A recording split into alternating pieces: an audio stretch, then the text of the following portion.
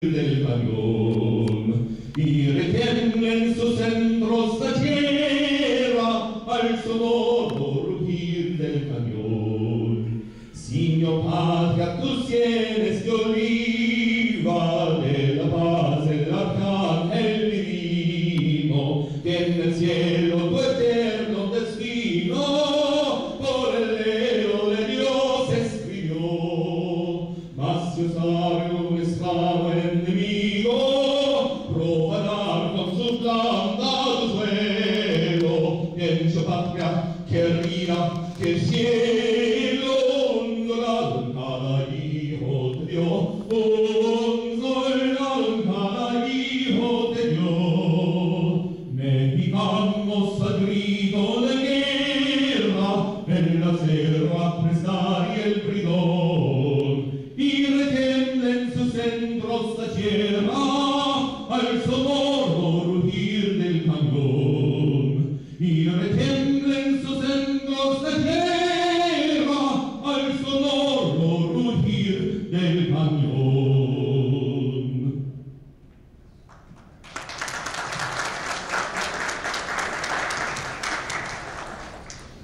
Oh, Canada, our home and native land, true patriot love in all thy son's command.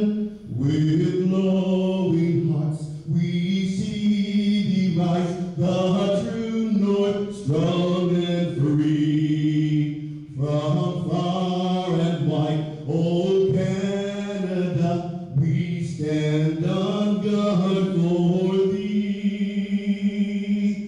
God keep our land glorious and free. Oh, Canada, we stand on guard for thee. Oh, Canada, we stand on guard for thee.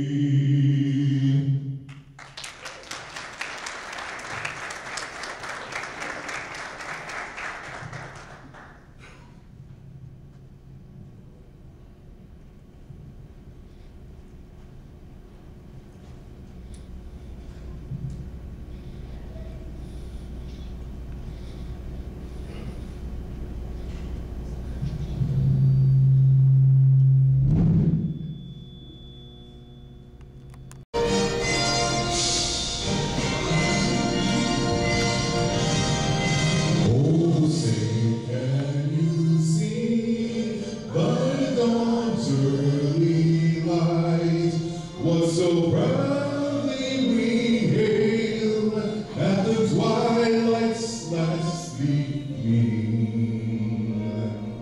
Through broad stripes and bright stars, through the perilous fight, all the ramparts we watch were so gallantly streaming, and the Rockies' red glare, the bombs bursting in air, it moved through the night that a flag was still there. Oh, say, does that star-spangled banner yet wave for the land of the free?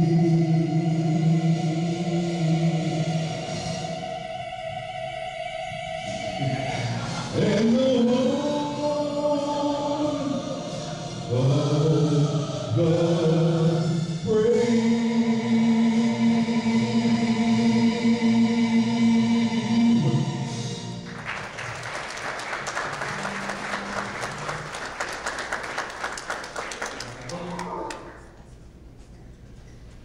Please remain standing. I'd like to thank the Knights of Malta of Fresno for presenting the colors today, as well as our anthem singers.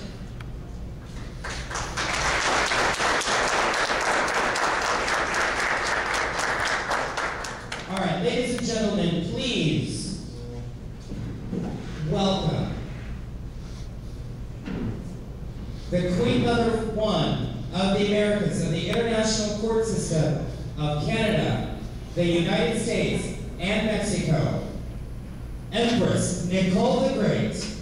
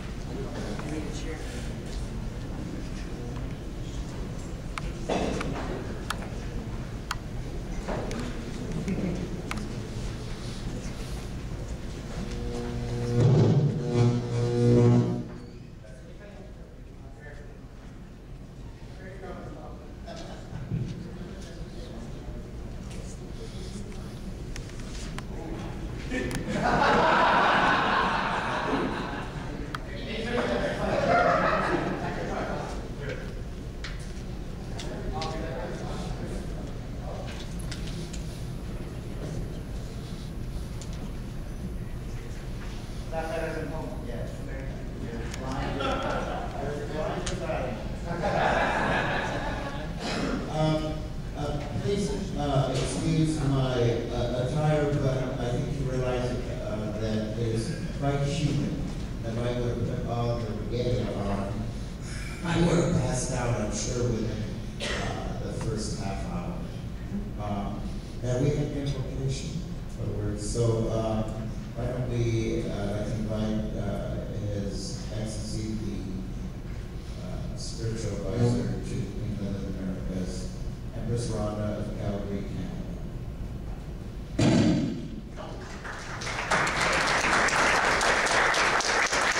Take your seats.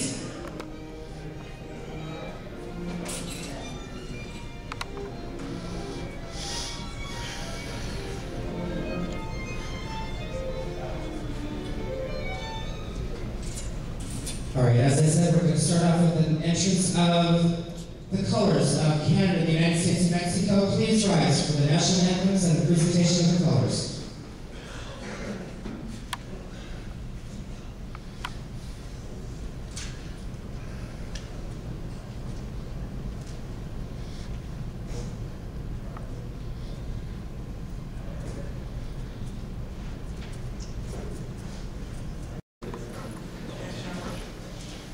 And let the record show that Her Majesty's Parliament is now back in session.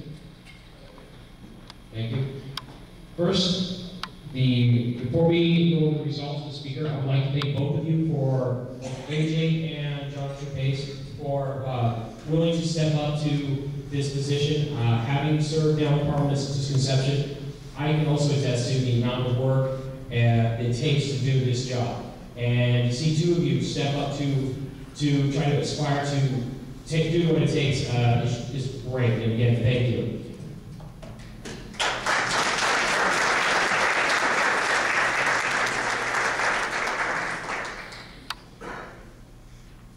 So as we polled the members of Parliament have voted that AJ Turner be Speaker.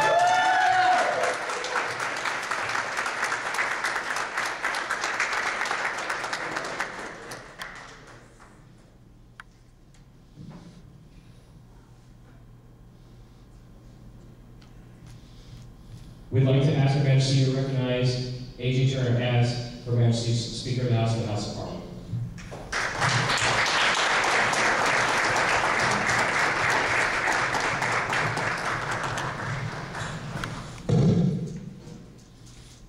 I congratulate you, and I thank the member of Fresno for putting his name up. I think it is most important that we always have alternatives and that we have different perspectives. And I know that both of you would have made outstanding speakers of the House, and I congratulate you on your election. And we don't have to take up any more hobbies.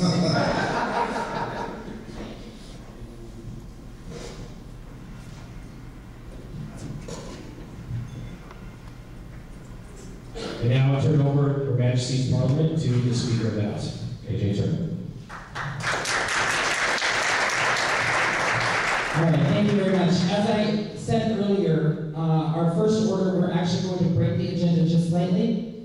I'd like to acknowledge that the delegate from San Francisco, the Honorable Member of San Francisco, motioned, and the Honorable Member from Portland seconded the motion to accept ratification of the Queen Mother of the Americas proclamation dated 14 May, today here in the session, regarding the dual monarchy proclamation. So it has been motioned, it has been seconded. I'd like to actually list. That was Not the dual monarchy. the line of succession. The line of succession. Okay. All right. So it's been entered. The Parliament has ratified it. Do we have any discussion on this? There was a motion and a second. Any discussion? All right, we'll do it by a voice vote. All in favor, say aye. Aye. Any opposed? Any abstentions? Let the record show that the proclamation by the Queen Mother today has been ratified by the Parliament.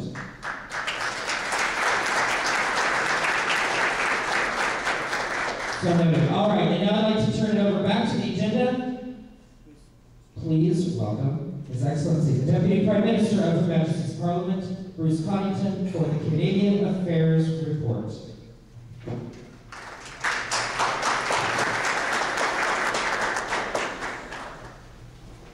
Your Majesty, Honorable Members, I'd like to thank you, Your Majesty, our Queen Mother Nicole, for requesting this Canadian report. This will be the first time that Canadian courts have voiced their concerns to Parliament and have been able to offer some proposals to strengthen the institution of Parliament. Our primary concern to the Canadian chapters is the apparent lack of equality with regard to voting on issues of international importance. Under the present parliamentary system, Canada would only have 15% of the voting rights compared to the chapters of the United States. Any Canadian issue will be overshadowed by an equally important issue pertaining to the United States.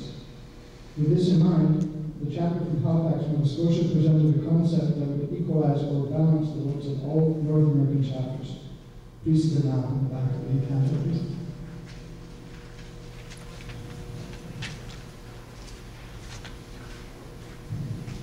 You will notice that Canada and the United States are divided into 5 regions each.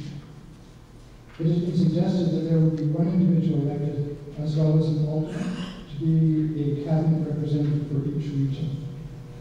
These cabinet members will caucus regularly with the chapters in the region and file quarterly reports.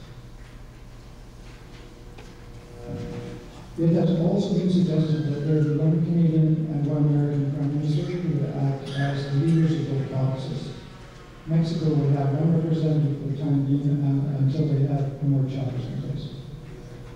Another area of concern for the Canadian chapters is the lack of information regarding various roles of parliamentary positions. The Canadian members feel they need a job description, if you will, of the titles presently used.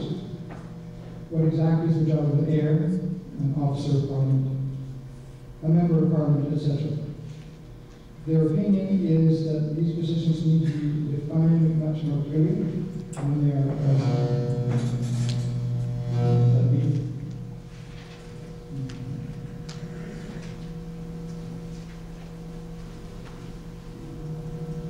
Canadians also feel that the annual parliamentary sessions should alternate between the United States, Canada, and in the future Mexico. In conclusion, please understand that these proposals should not only strengthen the People's Parliament, but also guarantee regular communication and action on many issues. I would like to thank all of the Canadian courts that took part in this national poll and Canadian members of Parliament meeting in Calgary, Alberta last month. We as Canadians are very committed to this process and look forward to a new Parliament with a bright and positive future.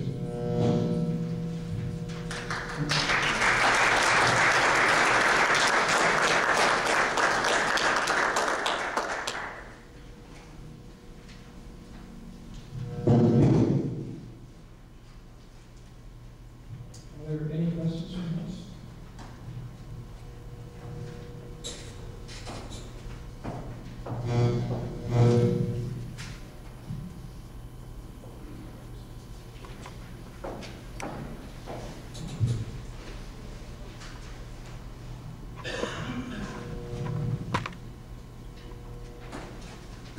Your Majesty and honorable members, it is my pleasure at this time to introduce Emperor One of Syria and heir apparent Martin Sorrell, who is here to present a certificate from a member of Canada's Parliament.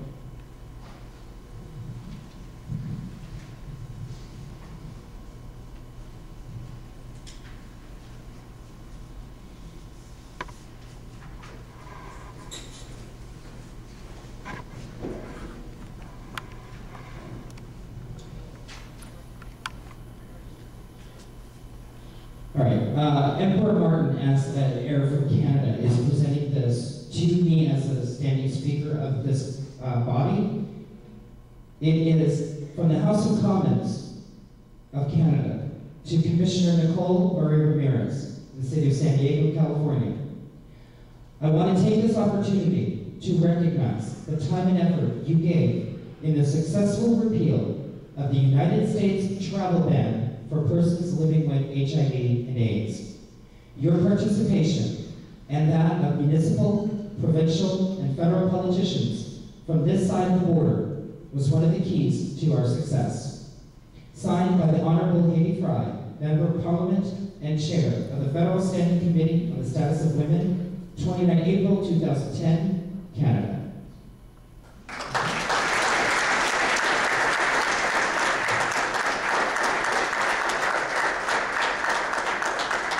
As many of you know, the unsung hero in our involvement as an international organization was Emperor Martin.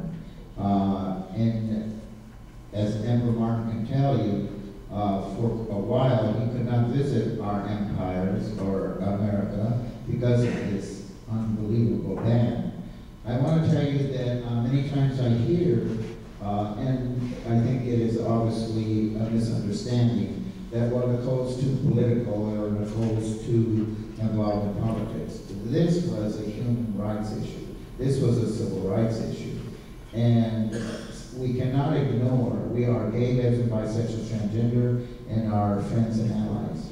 We cannot ignore that in the United States, that we continue to fight for equality, and we're not there yet.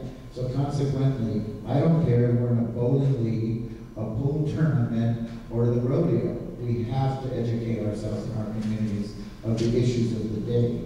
If it wasn't for Martin and his being turned back at the border, such a disgraceful thing to happen to any individual visiting our nation, it actually more than alerted and focused that this ban is in effect. In fact, when I talked to members of Congress and the Senate, they were in a state of shock, and these were our allies. And they said, well, President Clinton lifted the ban, but actually, President Clinton only lifted the ban during the World AIDS Conference, and then the ban went back to effect. So, I accept this honor from the great nation of Canada, but I certainly salute Martin, which there's that saying, but it's the truth, that one person can make a difference, and you certainly did, and I thank you for that.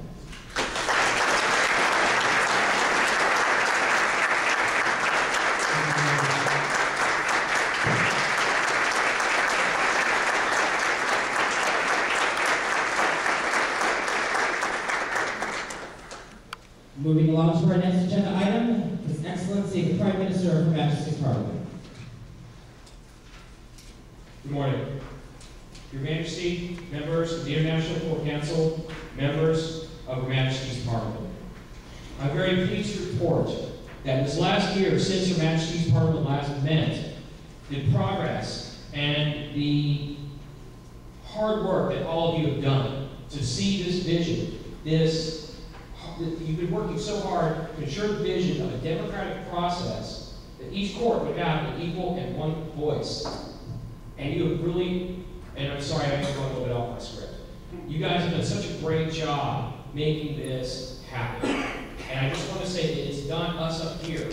It's not Her Majesty, though it was her vision. It is all of you out there that have made this happen. And I applaud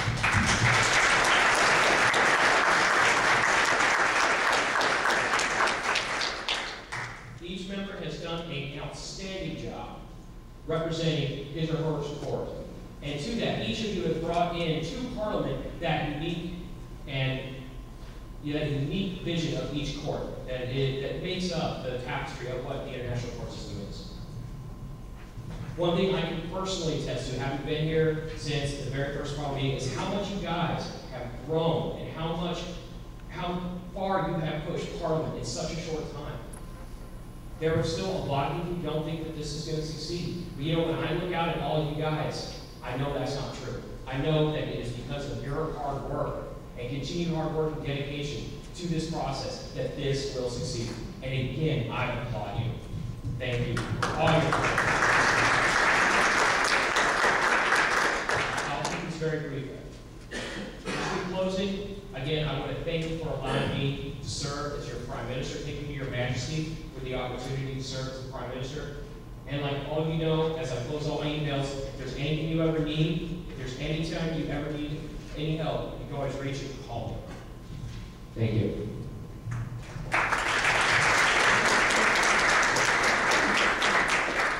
Our next agenda item is the Secretary report and our Executive Secretary of Her Majesty's Parliament.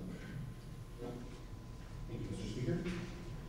Ladies and gentlemen, Your Majesty, honorable members of Parliament, the minutes for the second session that was held in San Antonio, Texas in 2009 were posted up on the Yahoo group, and they were also put out electronically through the Parliament Yahoo group. So I hope everybody had the opportunity to read through those. Just to let you know, I was elected to the position of Executive Secretary in San Antonio and had to take over the duties of producing these minutes before I was even elected. So that's why I put a call out if there were any corrections or changes, because I did have to work from memory, and a lot of you know I drink a little. So it was, if the minutes have to produce to the best of my knowledge and to with the assistance of our former secretary. So if there are last call for any corrections or additions. Seeing none. Oh, I'm sorry. I would like to make a motion that we dispense with the reading of the minutes as they are available in print and online. The Honorable Delegate from Corpus Christi offers a motion that, and seconded by the Honorable Member from Portland, that the minutes not be read during the session. The minutes are available for you in your guidebook. Any discussion on the motion? All in favor, say aye. Aye. Any opposed? Any abstentions? The minutes have been accepted in this Parliament session without being read. And now we'll move forward. All right. We're going to go into the Harvey Milk stamp. There's a presentation by Ray Shapiro and Empress Hera. So I'd like to offer that. Do you need a few moments to set things up? Sure? All right. While they're setting up, I just want to give you guys just a couple little pointers on what we're doing today. After this Harvey Milk stamp presentation, we're going to be going into the business of this Parliament session. That's going over the committee reports. I'd like to ask all of you that we're here for a very monumental occasion. It's the third session. We are making a lot of progress. We've made progress in San Diego, we made progress in San Antonio, and we will make equal progress here in Fresno. So I'm asking all of you to trust each other. Trust in this process. We will have discussions. We may have lively debates. We may have a lot of things to talk about. So I'm going to ask everybody to exercise your filter. Understand that there are 43 chapter courts in this room, and every single chapter court has a voice. I will moderate the conversations, and I'm asking all of you to do not repeat what someone else has said. Offer new insight. because it is the beauty of the knowledge and the offerings that each of you have as a representative of your chapter court that makes this Parliament session go. So we'll trust each other, we're all going to exercise some patience, and we all look forward to this process. All right? So if Mr. Shapiro and Empress Hare, are you ready? It's just going to be you? All right. And I offer the floor to the distinguished delegate from Arizona to talk about the Harvey Milk Stamp Campaign. Thank you very much, AJ. Your Majesty, members of Parliament, welcome to the Harvey Milk U.S. Commemorative Stamp Campaign. Okay, his campaign manager wrote, what set Harvey apart from you and me was that he was a visionary. He imagined a righteous world inside his head and then set about to create it for real, for all of us. Michael has inserted the Harvey Milk biography at this point because many people did not know who he was. Since the movie came out, there's been more recognition of at least the name. I had to do the same with Matthew Shepard, and it seems the younger generation had no clue who he was. Equality Across America was just added to the National Co-Sponsors list this past month.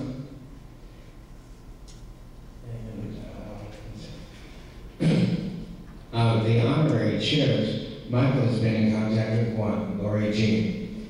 She wanted him to know that she has added the Harvey Milk U.S. Commemorative Stamp Campaign to her Facebook page. That it was Michael, that is what Michael would like to see everyone do. In doing so, we get the word out across the United States and not just in our court families. Our national campaign chairs, Her Majesty, City Commissioner Nicole Murray Ramirez, the National Campaign Director, Michael B. Gaffney. The letters were given to Michael by Nicole the Great, and he based the sample letter. This is on import and different parts of both letters.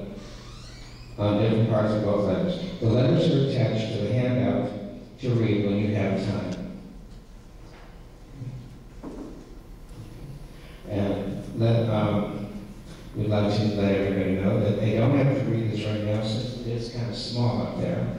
All information has been sent to the U.S. courts as of May 9, 2010. They were sent out priority mail to your P.O. Box's attention board president. The packet included the campaign letter, postcards, and ad flyers. These are what was left over from, you have some of the cards around. It's what was left over from the original print shop. So, for most up-to-date postcards and ad flyers, please download these from newcourt.org.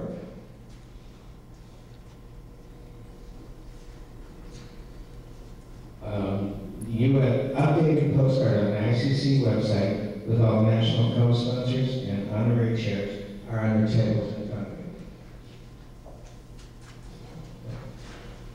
you. Most updated, Michael, with all the ad file, with all the same information from the postcard we made for the page.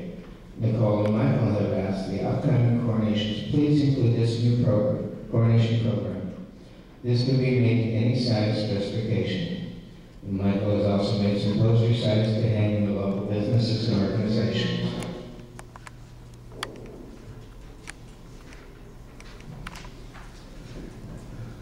And Michael would also like you to read these when time permits. This is just how the idea started and where it has gone.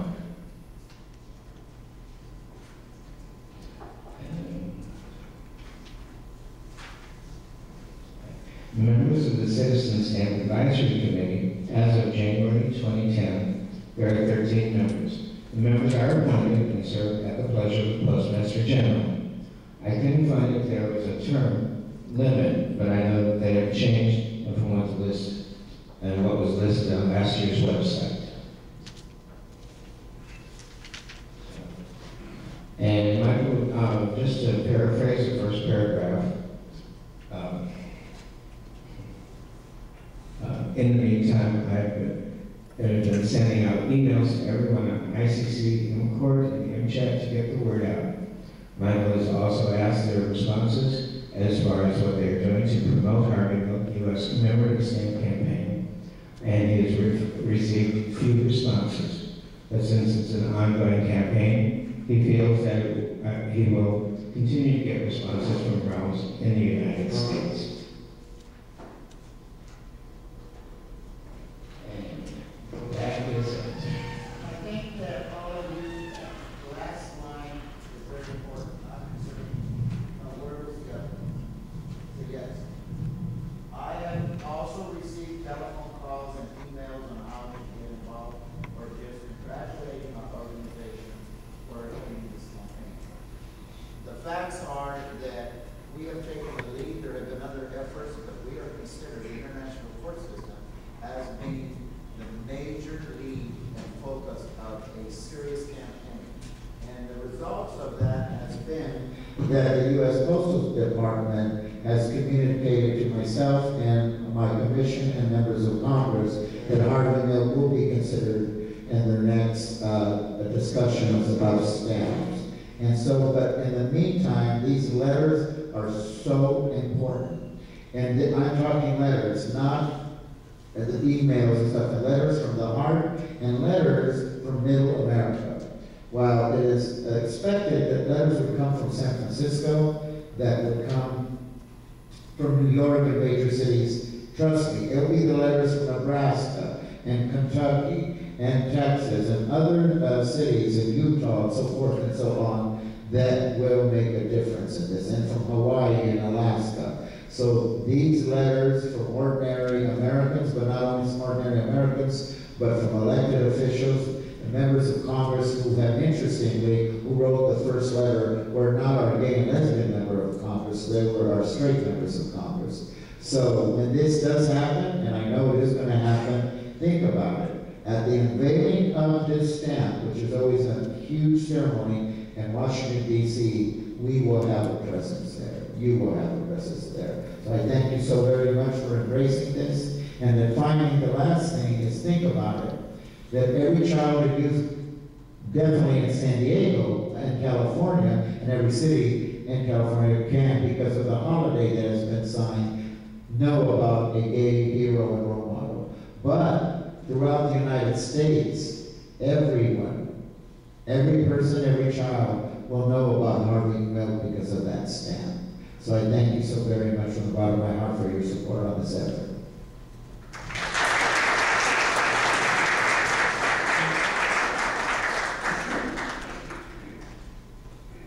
Thank you, Your Majesty. And I'd just like to add one more thing. I believe Empress Hera is also selling the Harvey Milk stamp pins. Empress Nicole, do you have some more pins as well that you're selling? All right, I will tell you from personal experience, I've been wearing this pin for the last 3 weeks, and about 3 out of 5 people comment on this pin, and they notice it. And it's a tremendous little bit of marketing. So it costs $5. Empress Hera has some, Empress Nicole has some. I'm sure we can arrange to get them to your courts. These pins are fantastic, and they really get the message out there. So if you can possibly start wearing the pins, start promoting it. We've also given an example of the Harvey Milk ad, stamp campaign ad on the back of your guidebook. So that's kind of how it lays out. Again, it's available on the court. The proceeds from the sales of the pins goes to the Harvey Milk Foundation. All right. So now, moving along, we're going to go to the Electronic Voting Committee. That report, or the Electronic Voting Committee was a bill that was introduced in the San Antonio session. After discussion and debate, the bill was sent back into committee, and now we have the committee ready to report on it. I call upon the distinguished, the honorable member of Nebraska.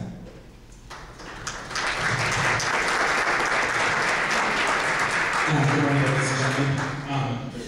I'm just gonna, before I get into this report, when I originally decided that I was gonna take this on, and we as a committee, right before the first of the year, we sat, we talked, and discussed, and the general consensus at the time was we did not think this was going to be able to happen. And I put a message out there on the Parlament chat, and I want to say thank you because a lot of you really gave a lot of good feedback. And this situation has a lot of strong feelings involved with it. We did, as a group, some more research this year, and at this time, we feel this bill should be dropped for the following reasons. We researched different options, the first one being voting by mail, the second would be an electronic vote, whether it would be used through the Yahoo group or whether we did it by email. Voting by mail, after doing some research into state law, I know in Nebraska, for example, when you do a vote by mail, typically when that decision is made, it has to be a unanimous vote in order for it to carry at your next meeting. 70+ people involved with this organization that are seated members of Parliament, what are the chances that we're going to get a unanimous vote by mail? It's just not going to happen. Second, regarding email electronic voting, for the sake of argument, I'm going to use California. California law reads that when you serve as a committee, which for my sake, for doing this research, I consider Parliament a committee of the ICS at the time. You are required to keep meeting minutes for your committees as long, also as for the board meeting for the ICS. California Corporate Section Code 20, California law, prohibits an electronic transmission for voting by an individual shareholder or member unless it complies with federal law or the Federal Electronic Signatures and Global National Commerce Act, basically e-sign. You look at the e-sign, you can look it up online. The minute that you get in there, Section 1 immediately states that as an individual being a board member, you have the option of not using an electronic vote. It is your choice if you want to do that, and you do not have to, and the organization cannot force you to do that. That pretty much takes that option out right there. A couple other reasons that we feel that this would not be good for Parliament as a whole.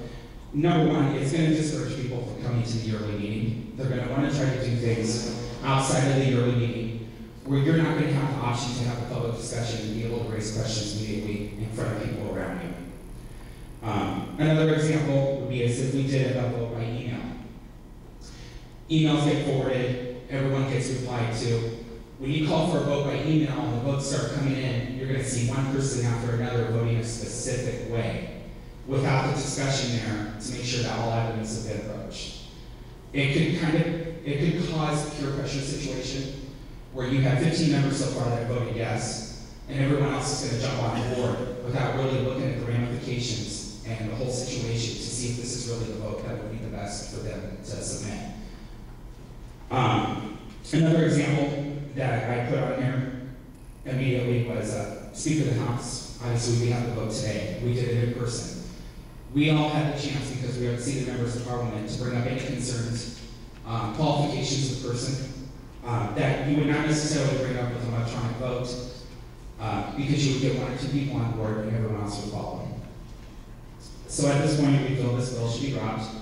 Do we have any questions? Okay, thank you. Do we have one?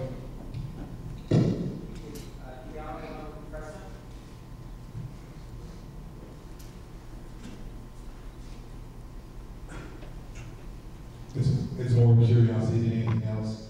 In regard to the Senate and U.S. Congress and the Senate, I know they have electronic voting options available to them. Did your committee research how they're able to do this regardless of state guidelines and regulation? I'm going to be honest, I did not look at it from the federal perspective as a whole. I was more concerned with California law, considering even though we run as an international organization, ICS, if you look in the bylaws, it's based out of as a California corporation. So I would feel that we would fall under those rules before we would fall under federal. Thank you. Any more discussions on the floor? Honorable Delegate from Nebraska, does that conclude your report? Yes, it is. All right, thank you very much.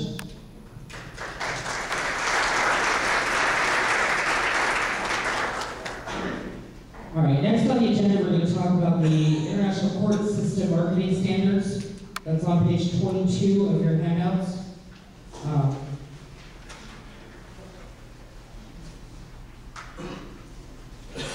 Yes, I'm a member from Nebraska. Following parliamentary procedure, I think that we should I motion that we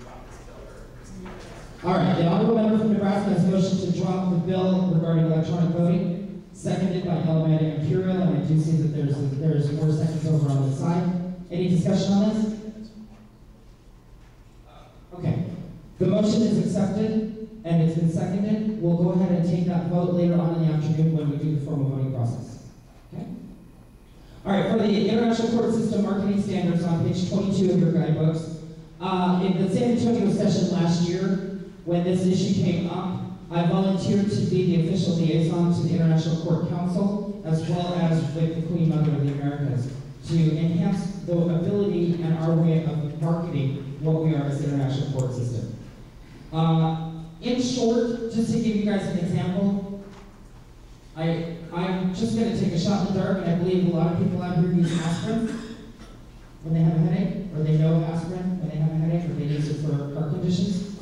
At one point, when aspirin was first created by Bayer back in the 1920s, they had created this magical compound that did a lot of things for the human body. They went ahead and marketed it, they sold it, and everybody went ahead and bought their aspirin. Well, then aspirin lost their patent, Bayer lost the patent on aspirin. And all of a sudden, it became what we define now as a generic trade name. And a generic trade name is where you take something that a company or an entity had originally created, patented, or trademarked. They make it a trademark name, and it's defensible. So at one point, Bayer owned the trademark for aspirin. They let that patent expire, and they also did not defend their ability to be the only entity that used the name aspirin. So the evolution of aspirin is that it went from a trade name down to a generic name. And so now when we say aspirin, we refer to a generic painkiller. However, if you notice that there's Tylenol is a brand name, but in reality the compound is called acetaminophen. Aleve is a brand name. In reality the compound is called naproxen sodium. So there's a generic name and there's a trademark name. The intent here with the ICS marketing standards is to ensure that we are defending what we do and how we do our work. In the international court system, all 67 chapter courts are charged with a certain mission. That is working in their communities, fundraising for their communities, social service, activism. In short, the noble deeds that we've applauded ourselves for these last 45 years.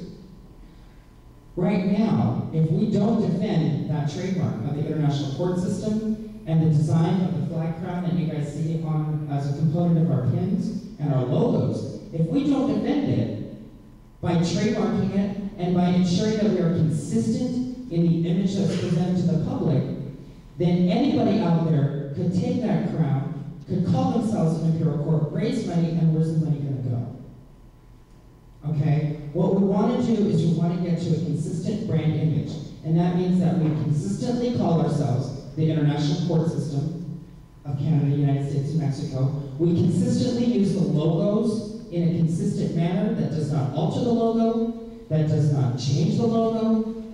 We always want to make sure that all the chapter courts put together a unified look. That's the intent of the ICS marketing standards, is to issue a set of guidelines, advice, and reference for all of you in your chapter courts to make sure you're presenting the work of what the international court system does in a consistent manner, so that if someone does decide to try and use our logo, use our image, or use our style for their own purposes, we're able to legally go after them and prevent them from corrupting our name. Does that make sense? Okay, does anyone, I'm going to pause really quick if anyone has any questions, and then I'm going to launch kind of into the details of this. But do we have any questions about trademarking, about a brand name? I'll throw out some other brand names out there that you guys might use. A lot of us call it a Xerox machine. Okay, that's an example of diluting a trademark. Sometimes we'll call it saran wrap. That's an example of diluting a trademark. Post-it notes. Okay, post-it notes are created by 3M, and now we generically call it a post-it note. However, they do defend it. What's another example? Kleenex. Kleenex is a very good example. Clorox. Jello, there you go. So you guys see all these things that now have become vernacular in our language. They've become common. But if you look at the way that all these companies added Jello, Kleenex, and so forth, you'll see that little R with the circle that makes it a registered trademark. The idea here with this ICS Standards Committee and the standards that I've helped develop in concert with the Queen Mother International Court Council is to start on the process of trademarking ourselves so that we can get that R in a circle and we can make sure that nobody uses it for their own reasons. So with that said, on page 25, page 20, 23, and 24 are kind of the background about how we want to maintain and present a consistent brand image. On the bottom half of page 24, there is a lot of text there. I'd like you all to just kindly somewhat ignore that because I put that in there somewhat as a placeholder. I'm still in negotiations with the Queen Mother as well as with the International Court Council to create those statements. We're going to have 25, 50, and 100-word statements that we can use at the bottom of press releases, that we can use for news resources and media to ensure that we're all telling everybody what we do consistently. On page 25, you can see examples of how the logos, of how I've treated the logos. You can see that the base of our logo is the flag crown, which is the crown stylized with the portions of the flags of the three nations. Underneath it, it says the International Court System, Canada, United States, and Mexico. I've added a little TM. If you notice in the bottom right corner of that flag crown, you'll notice a little TM, which is trademark. Anybody can use that particular designation of TM on anything they do prior to something getting registered as a trademark. So from now on, my offer to the International Court System is to make sure that when we use these logos, we put that little TM at the bottom because that's the start of us defending our trademark. Okay? Once we get the trademark through the United States Patent Office, and then we also work through the government of Canada to ensure that the trademark is held solid in Canada, then we'll be able to get that little R with the circle, and that's legally defensible. The top of page 25 shows some different ways to render the logos, because we have the flag crown, and we also have the ICS coin. You render it either in color or black and white. Your programs are all printed in black and white, however, this will be available electronically in colors. You can see where it is. And it shows you different ways to treat it, whether you're doing line art or high vector graphics. The next page on page 26 says that we're always going to maintain a minimum size. The crown should not be too small, it also should not be too big. The top of the hat tells us what not to do. Don't stretch the crown, don't stretch the logo, don't try and change the colors, don't try and change the main components, because again, that's going against the consistent image that we're trying to present.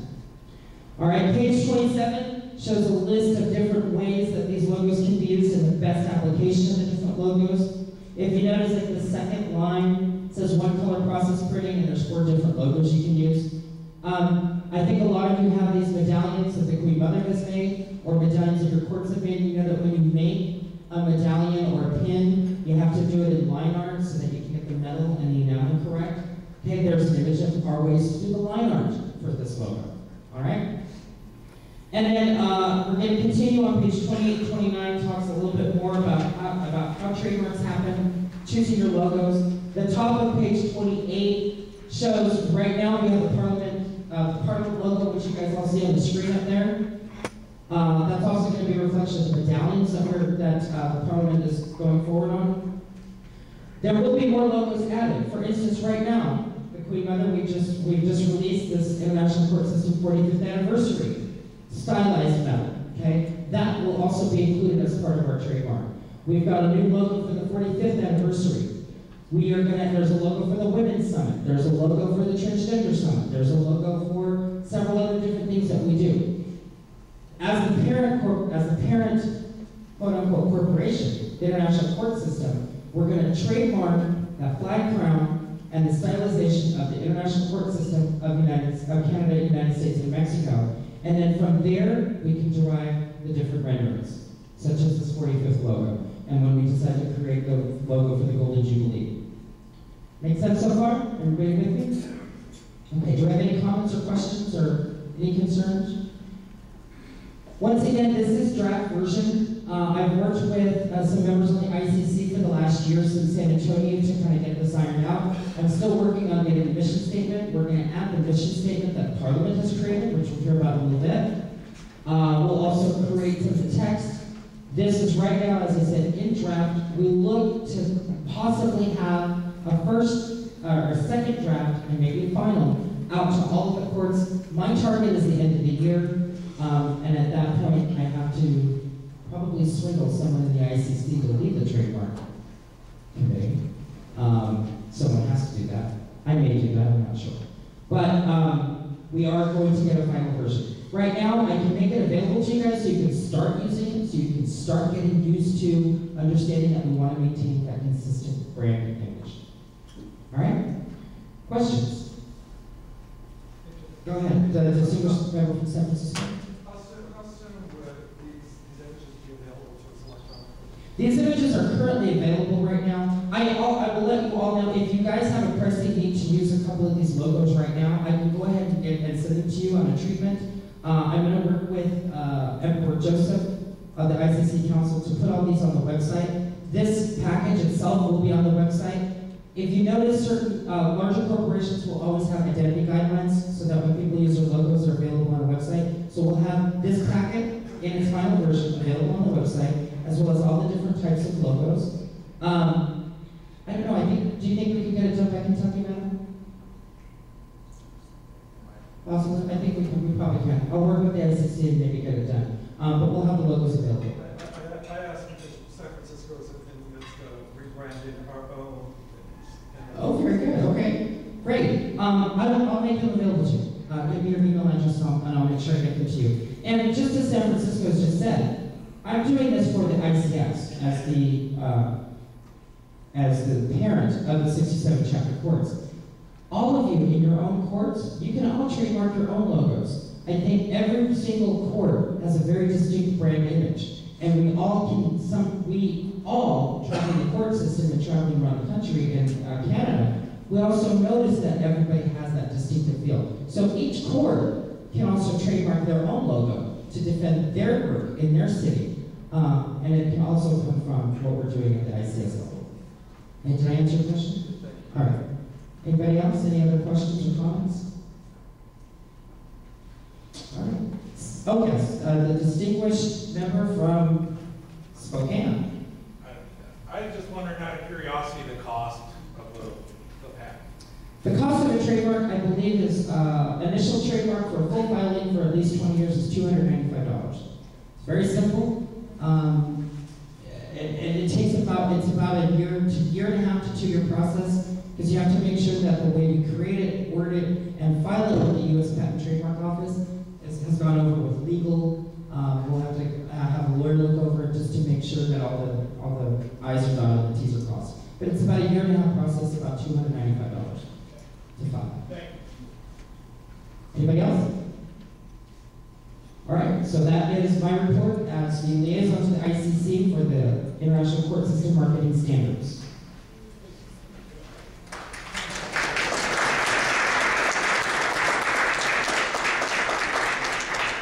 All right, we're looking at 11 o'clock right now. We have actually progressed very nicely through the agenda. Believe it or not, we're running an hour early. So let's give ourselves a round of applause. All right, so what I'd like to do now is I'm actually going to kindly posit to the Parliament and this chamber if we may be able to jump the agenda a little bit. I may bring up the membership committee and possibly another committee. But first of all, we're going to take a little bio break. So I'd like to entertain motions from the floor for a recess. The distinguished members from San Antonio, motion for a recess, and Portland seconds. Any opposition? Okay, we're going to come back in 5 minutes. We're going to come back in 10 minutes. We'll come back in 10 minutes, possibly get a couple more committee reports done so we can break for lunch on time. Hey, if we do this really well, we can get out of here early, right? Let's do it.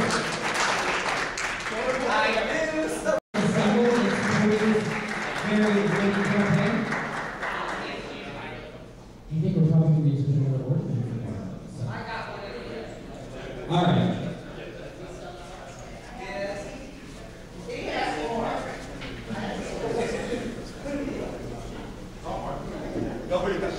Why not?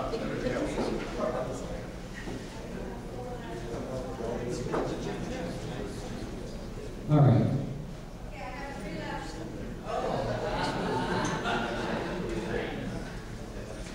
How did you get three left? How does she have 3 left when she's doing the day now? What is this, Orange County? What happened? It's like the Florida vote.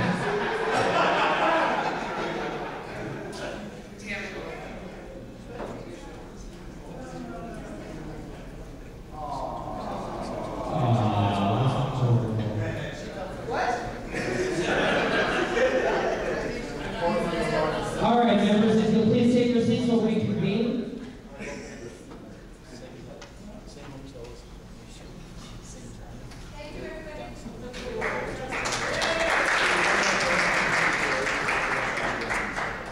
All right, the session of Parliament is reconvened. I'd like to call on the honorable member from Austin, Texas, to present the membership reports.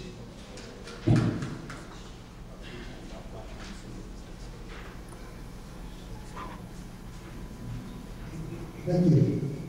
Your Majesties and distinguished members of Parliament. I am the co-chair of, or recently became the co-chair of this committee.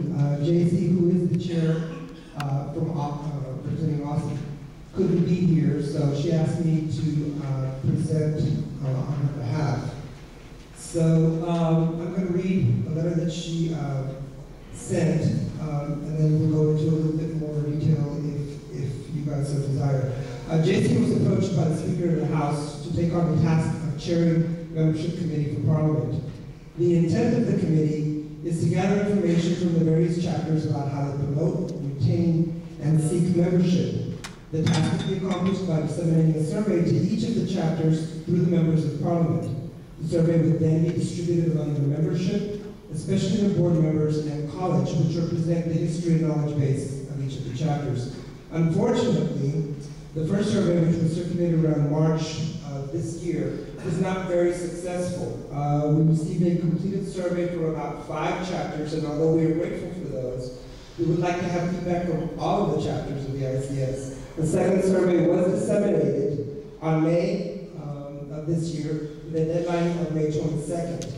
I do not know at this time how many people responded to that one. But more importantly, I think what we wanted to accomplish today was to share the importance that we think this will carry for us. As you know, one of the most difficult hurdles that most of our courts face, especially in today's economic conditions, is new membership. Being a court member can be a costly hobby and can sometimes turn people off very quickly. As an international organization, we survive on the hard work of our volunteers, and the main focus of this committee is to find new and inventive ways to make the court system attractive and affordable to everyone. When JC approached me about coming on to this committee, it kind of resonated in me because I was recently approached by some of our newer court members who have kind of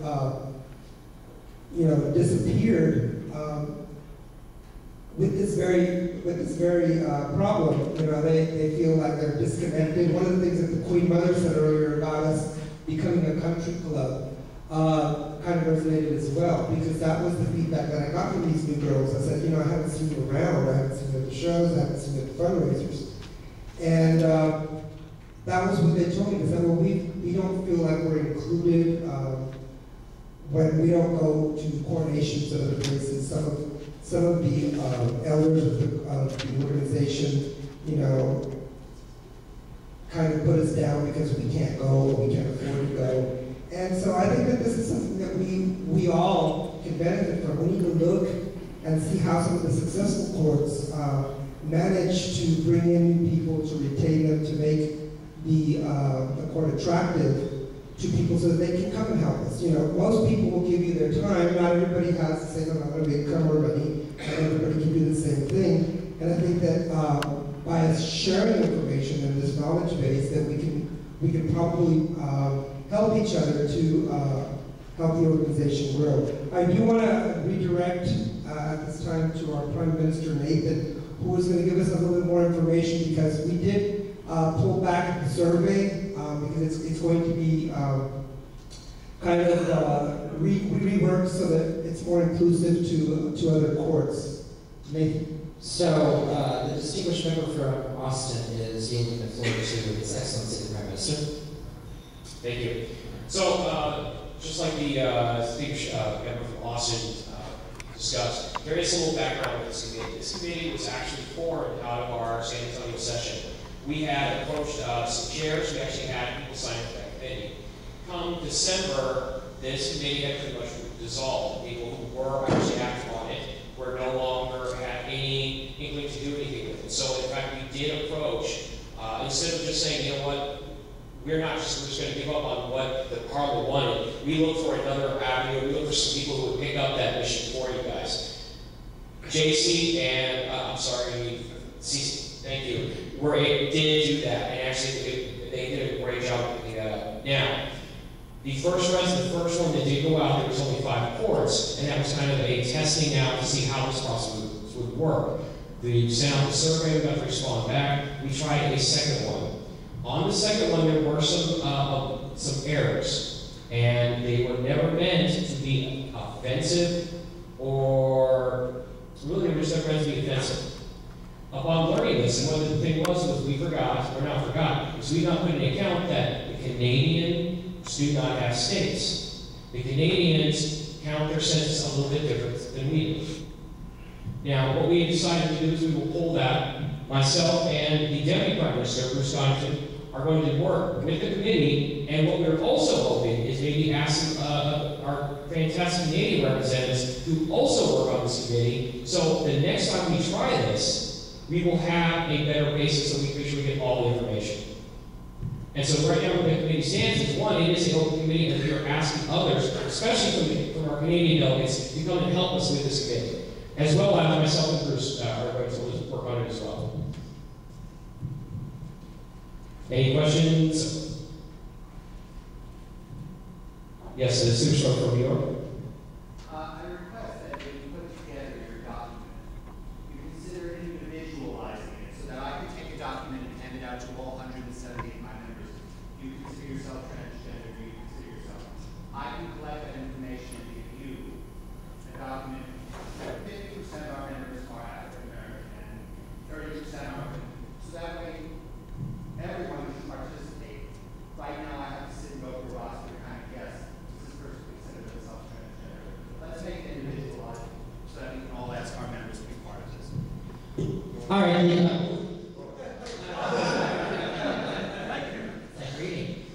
The distinguished member from New York has asked to have individualized surveys, and that is perfectly fine for the Imperial Court of New York. We've recently understood that there are some challenges when we're doing a census like this, taking demographics, ages, and so forth, when we go across the border into Canada. So what I'd like to do is take your suggestion.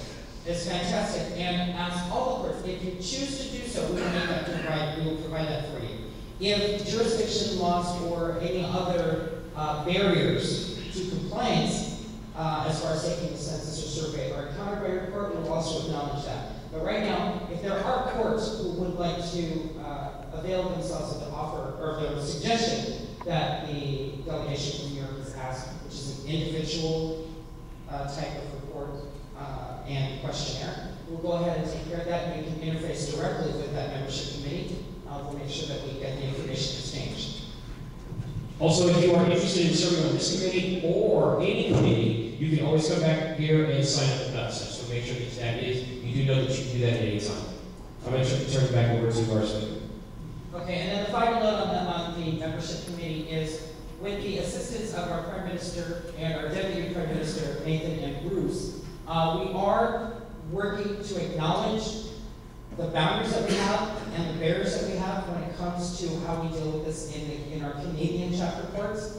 Our brothers and sisters in Canada have a different set of laws. We do acknowledge that, and we're going to work directly. The Prime Minister and the Deputy Prime Minister will work with the committee to ensure that those laws are upheld and we are in full compliance with the requirements of the report.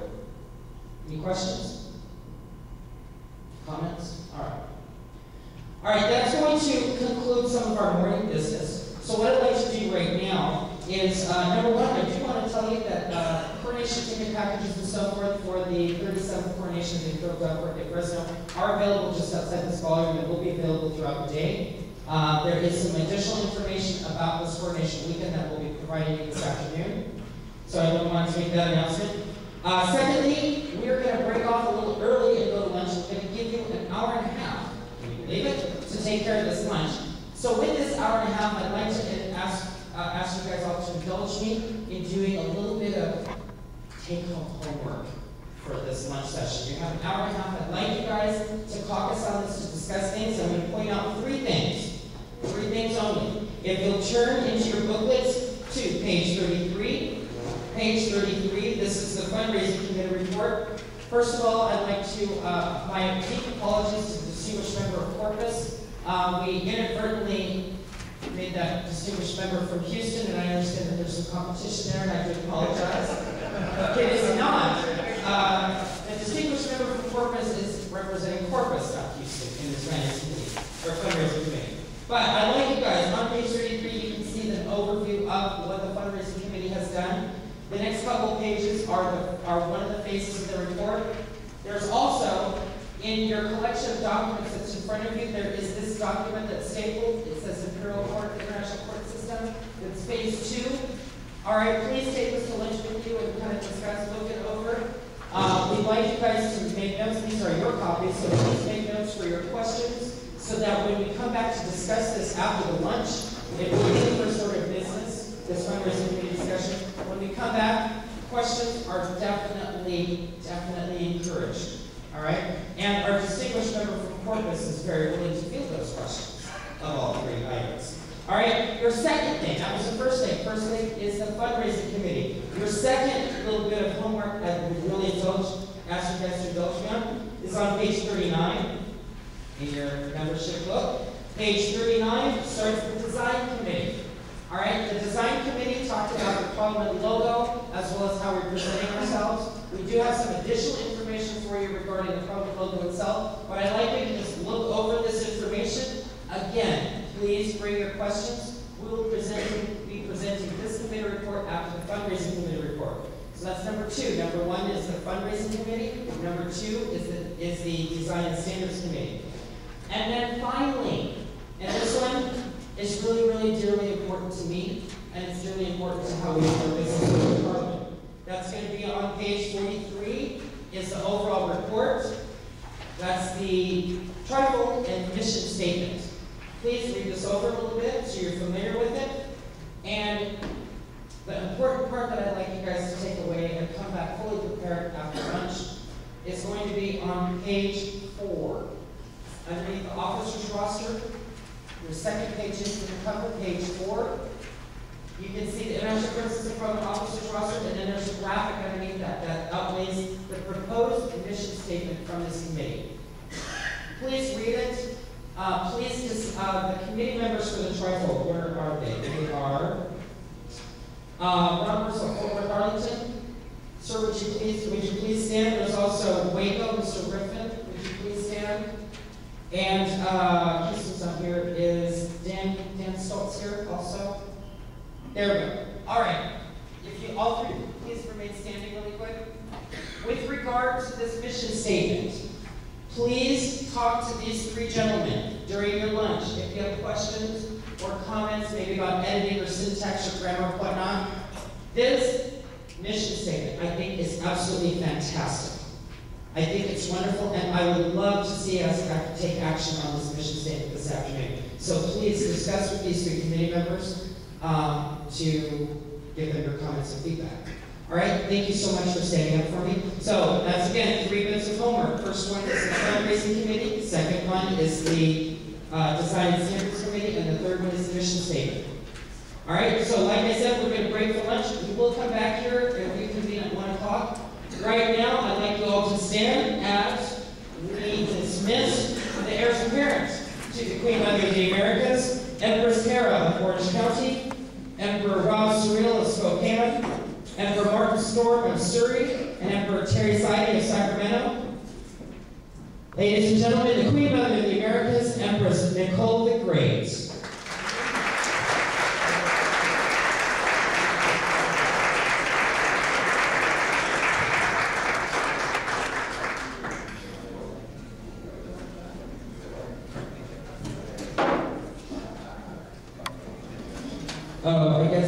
1 o'clock, so it's an hour and what, 18 minutes? 15 minutes, hour and 15 minutes. All right, this session is now in recess for lunch. We'll see you back here at 1 o'clock. Thank you so much. Oh, lunch is on the 9th floor, up top. Everybody ready for the elevators.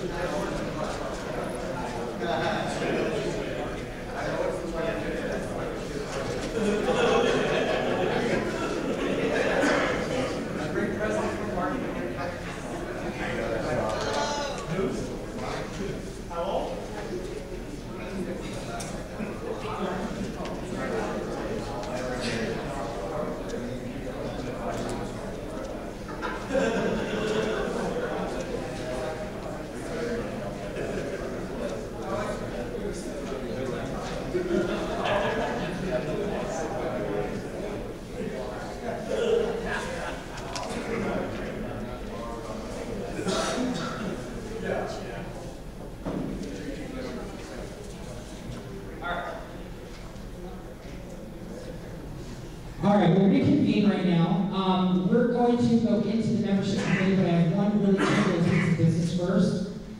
Empress Hera, who's an heir apparent to Her Majesty Nicole the Great, as well as being on the International Court Council. She's selling the Harvey Milk pants, but they're very popular, so that she's selling out of them really quick.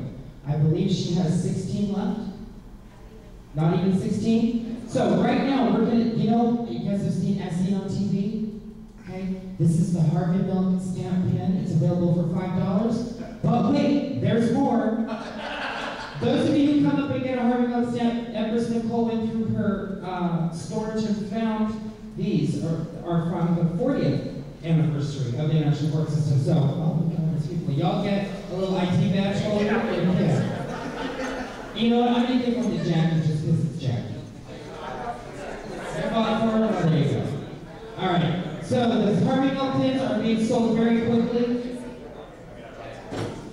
Once again, if you guys want to sell these Harvey Milk stamp pins at your coronations or in your city, please get in touch with Emperor Michael Gaffney on the International Court Council, or talk with any of the heirs here in the room, and we'll see if we can arrange to get you guys some of these pins to sell.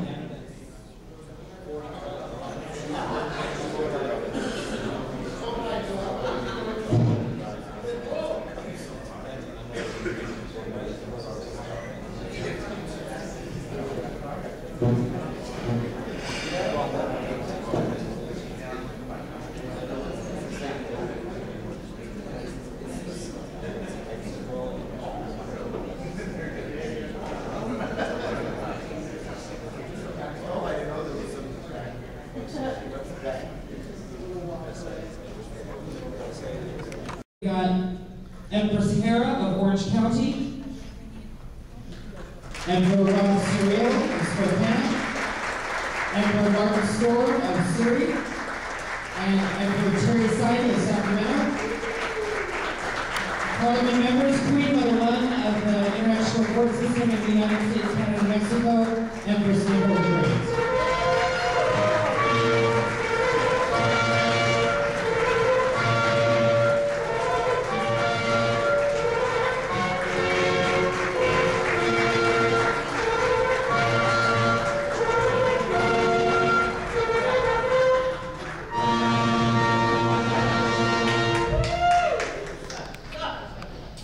All right.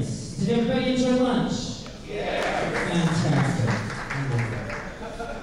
All right, and of course we're going to launch right into something that should put everybody into their lunch coma. No, I'm kidding. Actually, it's a fundraising committee. This is extremely important. The International Court System over the course of 45 years has raised millions of dollars, thousands of dollars in all your cities. And so this fundraising committee was a very important committee. And the Parliament, it's a component of what we do every day, being our chapter courts and being the International Court System. From the Queen Mother's address this morning, we raised over $100,000 for the Matthew Shepard Foundation last year in 2009. And this year the Queen Mother has urged all the courts to designate October 2010 as fundraiser for the Harvey Milk Foundation. So with all that fundraising that we do in all our different chapter courts, as well as the joint fundraising that we do through the International Court Council on behalf of the International Court System, this fundraising committee has a great deal of information to offer you. And all right, the fundraising committee report starts on page 32, and so I offer the floor to the distinguished member from Corpus Christi, Phoebe Hughes. I'm going to give the floor real quick to Stephen. We have the fundraising committee. We actually physically met in Austin and broke the fundraising into 3 different phases. So I'm going to let Stephen, who's more familiar with phase 1, give his report real quick, and then I'll present the second phase. Thank you. I'd first like to send greetings from the Mother Court of San Francisco to the Honorable Queen Mother and distinguished members of Parliament. Warm welcome. Thank you for being here. The fundraising committee was born last year in San Antonio. We then met in Austin. While we were meeting in Austin, Queen Mother was having a town hall meeting where fundraising was a big issue. We then embarked on a real fact-finding mission. And then our phase 1 fundraising committee report, the survey that went out was really exploratory to find out what courts were doing and what they weren't doing. And although we've had 2 surveys that go out, we've had some frustration and some disappointment because in our first survey, there were only 20 courts that responded to the survey and only 13 that responded to our second. So with that being said, we do have a little frustration because we put a lot of time into this. But we've remained committed to what we're doing. And today, I'd like to give you some of the results from our phase 1 survey. And then give you a little bit on some fundraising fundamentals. In our first survey, we had asked the courts what kind of information would they like to see from us, and most of the courts were requesting some general information about long-term fundraising. So that was the overwhelming response, was information about that. We asked what the second greatest, or the single greatest challenge for the Empire was. The overwhelming response was involvement. We asked courts if they had a definitive annual fundraising goal, and overwhelmingly, most respondents were not aware that there was an annual goal set forth by the court. We asked how many annual events your boards held, and on average, boards are only holding 1 event. Some more important things we asked about if courts were soliciting corporate donations. Only 2 courts responded that they were actually actively seeking funding from corporate sponsors on a regular basis. We asked if courts had any kind of specific guidelines of for choosing beneficiaries, and 77% of courts said that they did not have specific guidelines in place when it came to choosing beneficiaries. And that's important. We'll discuss that shortly after. We're going through my list. Let me check this out. Most courts are not don't maintain any kind of use of beneficiary assets, like their donor list, getting them actively involved, and 98% of the courts responded, said that they did not actively use the assets of the beneficiaries that they're actually supporting. We asked if, beneficiaries assisted with the volunteer base. 78% of the courts said that they did not have an active participation by the beneficiaries. These are important things to think about. When you're fundraising and you're raising money for different organizations, that they actively participate in what you're doing.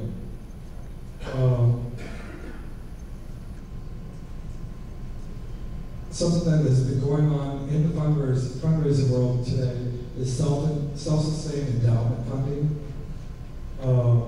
Only 6 courts responded that they have any kind of self-sustaining endowment funding for coronation or big events. And that's when I talk about a self-sustaining endowment funding, it's something for, it's your money to take care of things when you don't have money to put coronation on.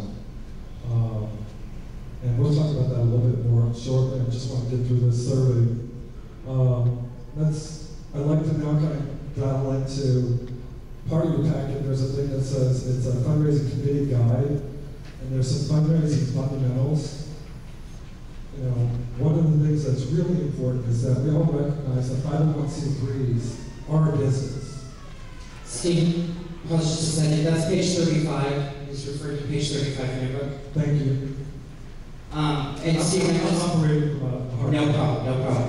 And I'd just like to ask out, if you have some comments or questions, feel free to raise your hand. I'll recognize you.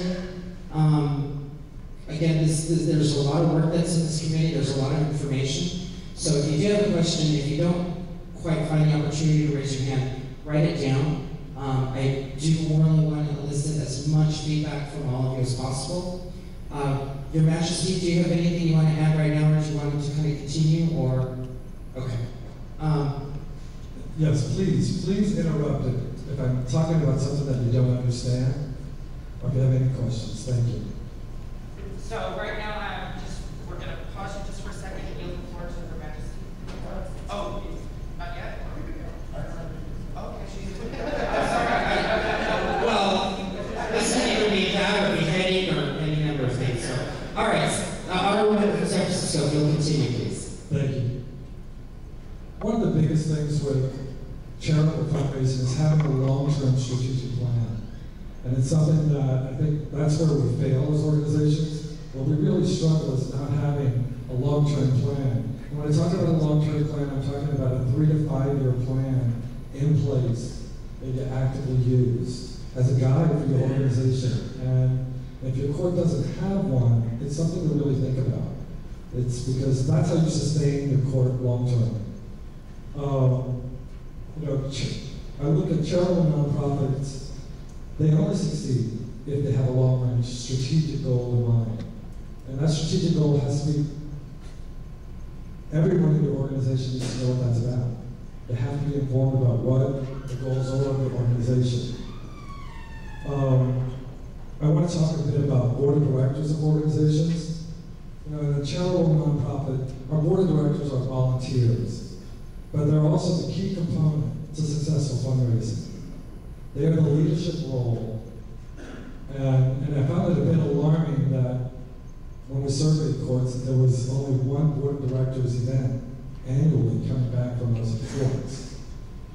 But, you know, if you don't have a board that is in the forefront of your fundraising, you actually need to get a new board. You know, you really need to think about that. It's not a popularity contest, you know, it's really about raising money for the communities, and you have to have a board in place that's going to drive that. You know, skilled fundraising, another aspect is having a skilled fundraising development team. Having a group of people who are part of the planning process and making sure that the organization stays on their strategic goals long term. Cece from Austin was talking about volunteers, and this is really important. I had a conversation with Marnie Gross from Alberta, and prior to her stepping up as Empress in Alberta, the Alberta court was struggling. I mean, tremendously struggling. I mean, they were raising between $3,000 and $5,000 a year. One of their goals was to really get the volunteers involved.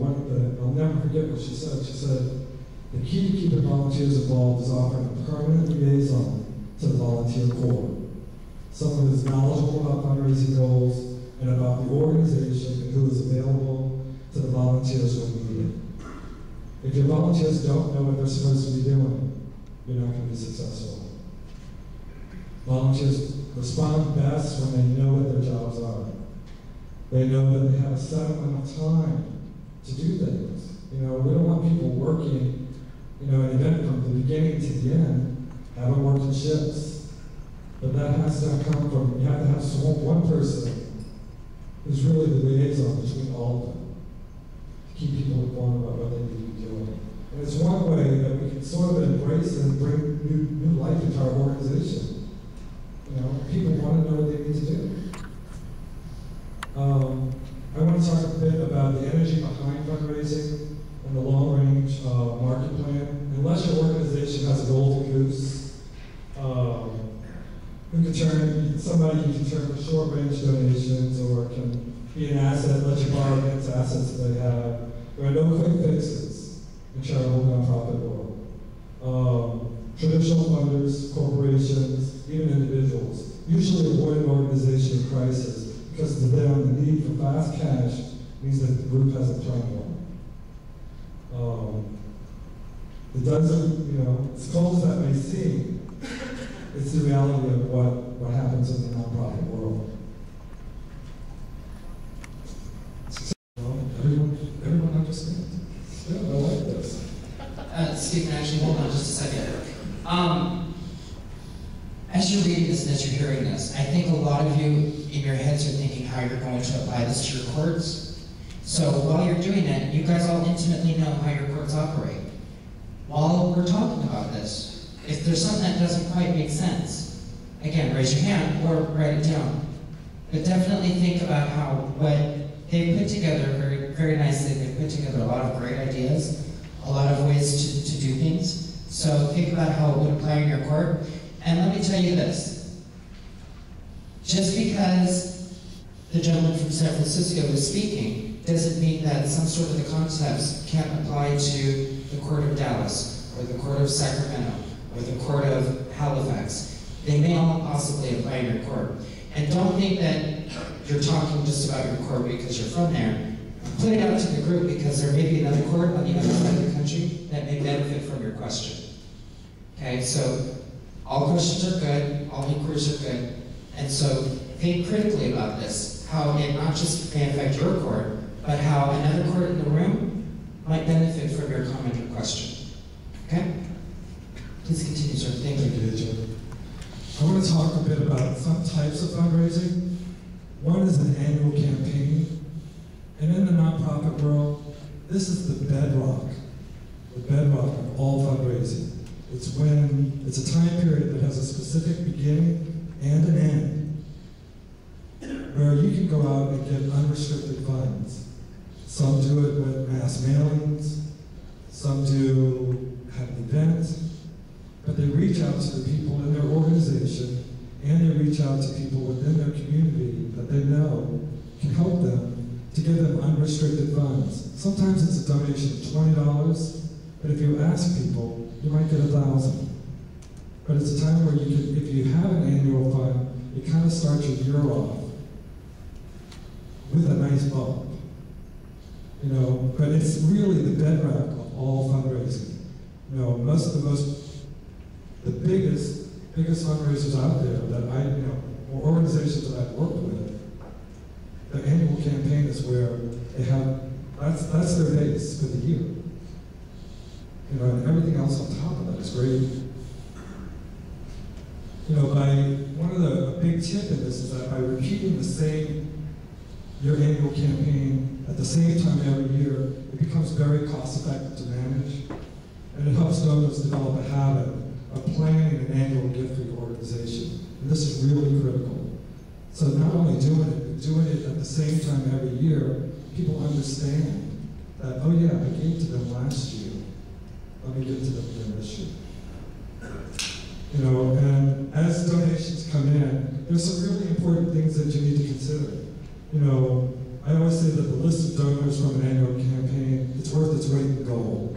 Because if they come from an affluent neighborhood, you can note that. If you need them down the road, if you can start kind of doing some demographics about the type of information that's coming back to you. And all that's very important. You know where the person lives. If they live in a high-income area, mark it down. You know, make a note, keep it there. You know, people appear in the society pages or the business pages of your local papers. These are key people that you might want to consider approaching for donations.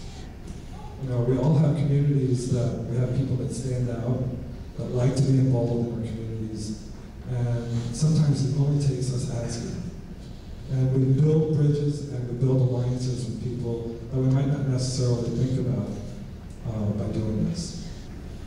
You know, and I always say when people ask me, this is what I call qualifying our donors. So, you know, you have to qualify people. You can't be asking the same person for $1 all the time because they're not going to give it to you.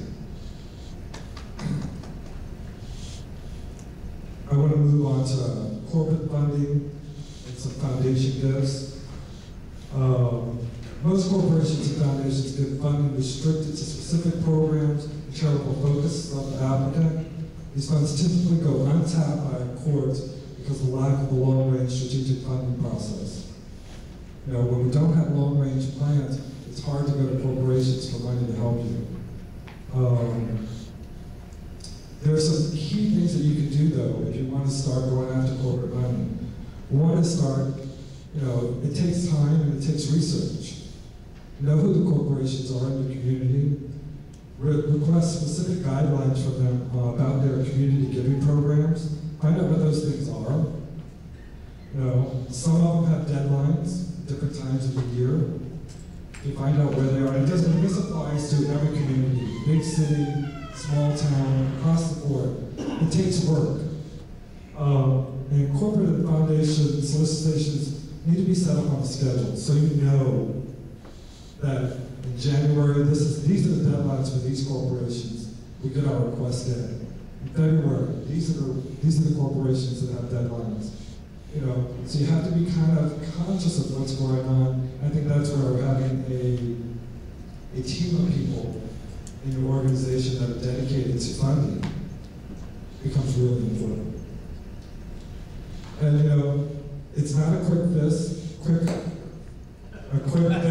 excuse me. Sorry about that, I did say that. Excuse me.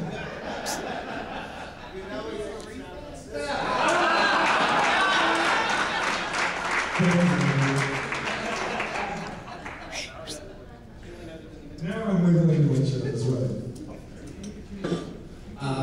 Member from San Francisco, if you'll pause for just a minute, we do have a question on the floor from the honorable member from Fresno.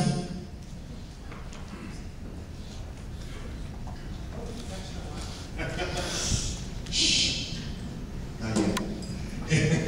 Anyway, when we were talking about community programs that the corporations offer, those direct giving programs, another thing that people need to focus on is the fact that they have targets. In other words, they target, like Sears, for instance, has a program for people who have families who have husbands or sons overseas who are in the military. And so they try to help those programs. And so a lot of times you have to look at the target audience or who they're willing to give the money to and for what purpose. Because if that's something else that these programs have, it's not just the deadlines you have to look at, but you have to look at, you know, who they're willing to give the money to, and can you redirect that money as a donor program to back into our community, to our charities, or to our target charities may be. So that's something else that you need to, I just wanted to add that to what you were presenting. Thank you. Thank you, and that's what I meant when I said requesting specific guidelines from corporations, because they will all be spelled out. And it kind of helps you, and when you get their guidelines, it helps you to shape your ask letters, your solicitation letters. I recently did one for Southwest Airlines. They have very specific requests. You know, we requested airline tickets so we could use them for a raffle. United Airlines has a program. American Airlines has a program. You know, Alaska Air has a program. There are programs, giving programs around with just about every major airline. And you have to, you know, if they give to us, we give back to them. You know, our community goes back to them because they became, then, you know, they get logo sponsorship on things or what have you. But there are many companies out there that have very specific guidelines. Off the top of my head, I don't know, how many of you have a Best Buy in your market? Next question, how many of you have ever gone to them for a donation? Wow. Wow. Well, let me share something with you. At the store level alone, they have the right to give each manager at the store can give you a $50 gift card at the store level. If you have 4 stores in your market, you can get $200 pretty quick in gift cards. A lot of drag music. Pardon me? It's just a lot of drag music. Oh, it's definitely a lot of drag music. But that's what, I mean, when it takes time to research, and to research what the community giving is in your area. But these are just off the top of my head, I know that they're there. From Calgary? All right, the honorable member from Calgary. Coming from Calgary, we always discourage our members to not go for corporate sponsorship, or because we can't offer them anything back, and that's what my board will tell me. You can't, excuse me? We can't guarantee them anything. Okay, the comment from the distinguished member from Calgary, I assume you're saying that from the jurisdiction of Canada or from the province of Alberta? No, from the province of Alberta. Okay, and that's something within your own provincial laws as opposed to bylaws for your court? Yeah. Okay. Well, under bylaws of our court, we've always discouraged them. We can't go after sponsorship because we can't give them any guarantees back. That's what we've been discouraged as that we're doing something to do. Okay. Several hands came up, so I will let you rebut. In the order we've got Nebraska, New York, Halifax, and Portland, and Surrey. All right, so San Francisco, rebut? I would just say that, you know, the only thing that we offer our corporate sponsors is logo representation. We guarantee nothing. But what we do in our solicitation, we target their guidelines of what their specific targets are, what they're trying to support. We target in our solicitation letters. And that's one way of getting around that. You know, I mean, you don't have to offer them a whole lot. I think key is knowing what their specific guidelines are and what their target community giving program is going after, what they're actually supporting. If you know what they're supporting, most of them are happy to help you out. Okay, well, I was just going to say, I don't need the microphone. I was just going to say, pretty much along the lines that where he was going with that. You can't be afraid to solicit funds from someone because you're afraid that you can't get something back. The corporate sponsorship alone, the actual logo, the name getting out there. I'm going to use the company that I work for in Omaha for an example. We are a local company. We have about 1,000 employees. It's Upstream Brewing Company. I know for a fact that the owner of the company I work for never turns down a single request letter that he gets. The gal in our office sits once a month and takes 50 to 60 letters and sends out a $40 gift card.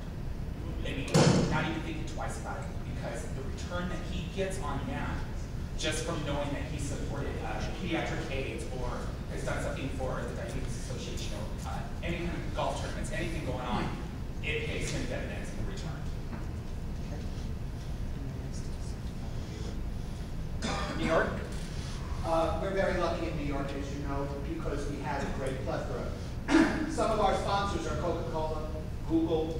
These are annual sponsors. I cannot tell you how many Coca-Cola bottles are sold because of our ball. But we have screens on both sides of the ball that throughout the night, those names are being repeated on we have it in every one of our ads that Coca-Cola is a sponsor. That even your local hardware store, if they're going to sponsor you, they're nuts to put the damn set together. Put their name on everything and make them a local hero. Guess what? That goes a long way to getting the next larger sponsor to the next larger sponsor. Okay? Halifax? From the Canadian side of things to help. Go ahead. Actually, you may not, but the folks on that end. All right, I'll use my phone, that's fine. From the Canadian side of things to help Ron and Halifax is endeavoring into the corporate sponsorships this year, we found that not only getting like the guidelines from the corporations themselves, a lot of them are willing to play back and forth to see what we can offer them in return. Like some, whether it's be a specific position in our ball program with an ad, or their logo goes on everything printed, website, anything like that. I'm finding now that I'm around that they're willing to play with you. You can give them and then return it, not specifically whether it's what they're giving, whether it be a monetary return or whatever, but we can say with you what you're going to do in return. All right, Portland? No, no pass? All right, Surrey?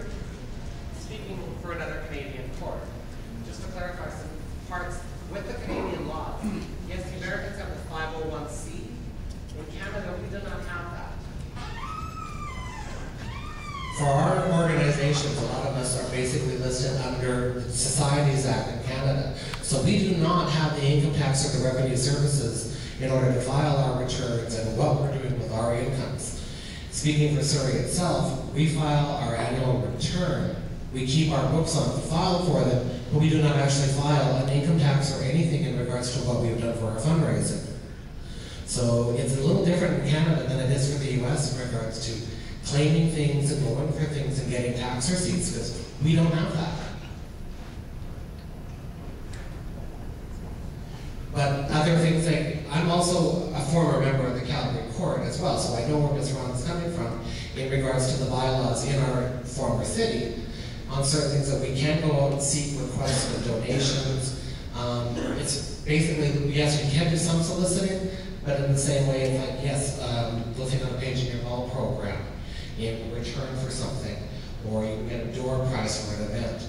But we can't offer them tax receipts, we can't give them any brackets, anything like that.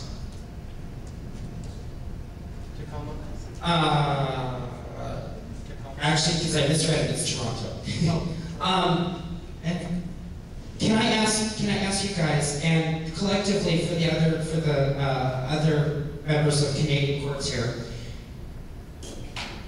would you guys be able to like provide those types of what's the word I'm looking for? What you can do. I mean, obviously in Canada, there's got to be a way where you get a return for charitable giving somehow. Is there any kind of, what other kind of mechanism, besides how it's done in the United States, what mechanism do you guys have for public benefit? That's the difference. Okay. It's different because everyone has a society. Each province has its own guidelines under the Societies Act and how the charities are set up, what they can do for fundraising, what they can do for donations and seeking things like that, because of the fact that we are not a charitable organization. Okay.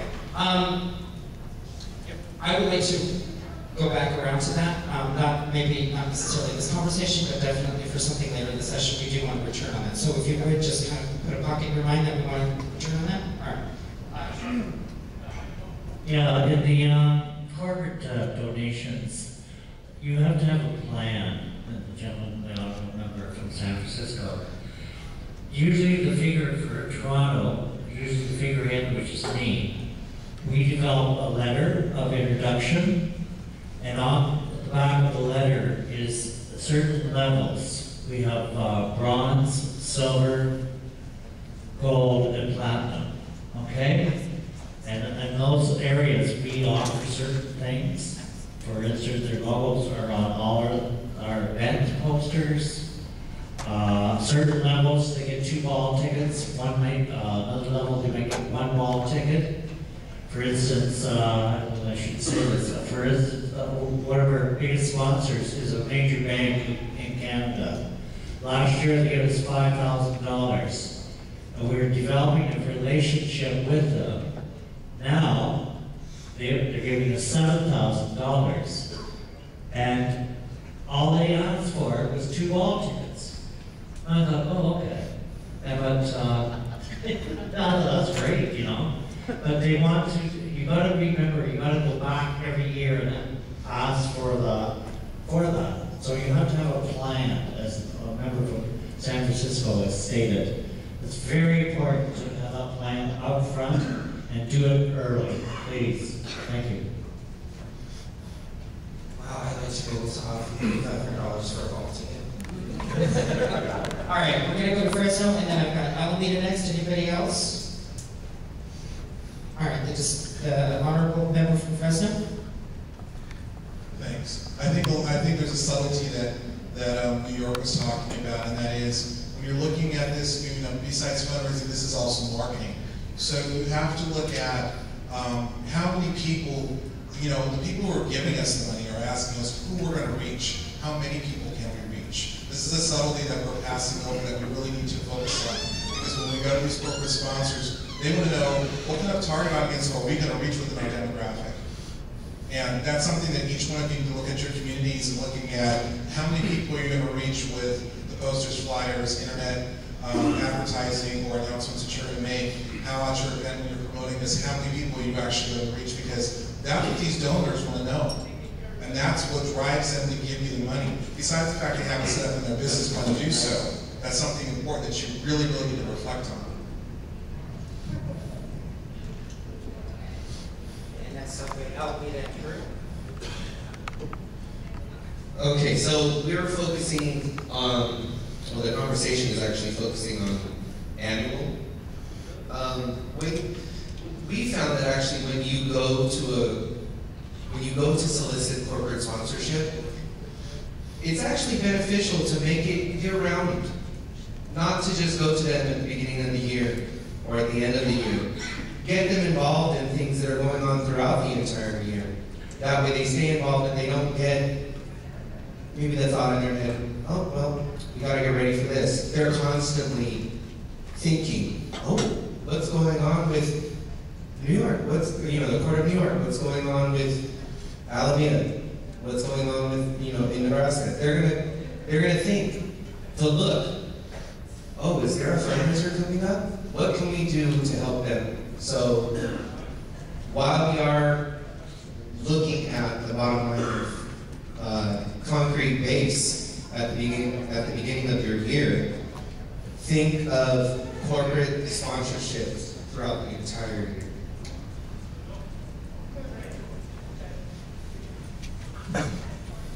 All right, Alameda, and then next up, Colorado Springs. Anybody else want to add any comments? Stockton?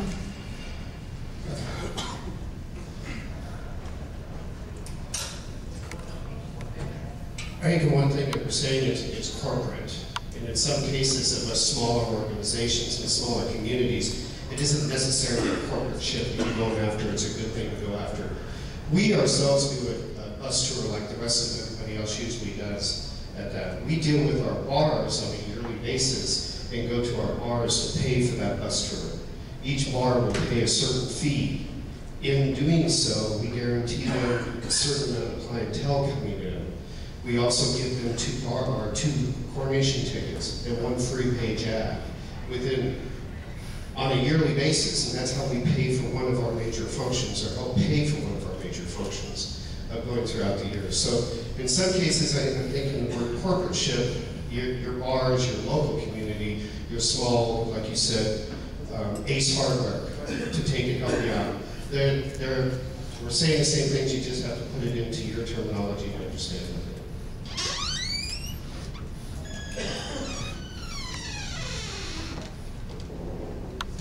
Okay, just a couple quick things. Having worked both on the nonprofit development side and having worked in corporate on the sponsorship side. Number one, just to repeat what you said, development is a business relationship.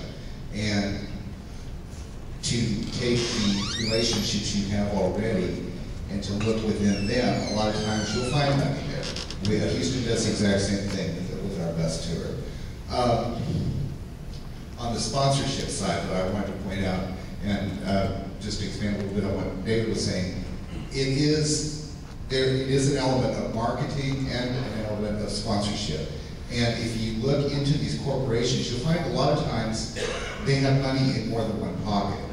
Sometimes you're only looking at the sponsorship side, which oftentimes is a foundation that is only able to give you money through a nonprofit. There's also a lot of times money on the marketing side that we never really look at. So I encourage you to get to know these corporations. There's a lot of great information online.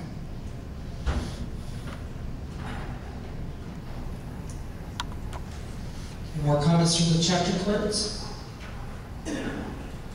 I would also say that we don't give a paper receipt at the end of it. I hope Canada understands that.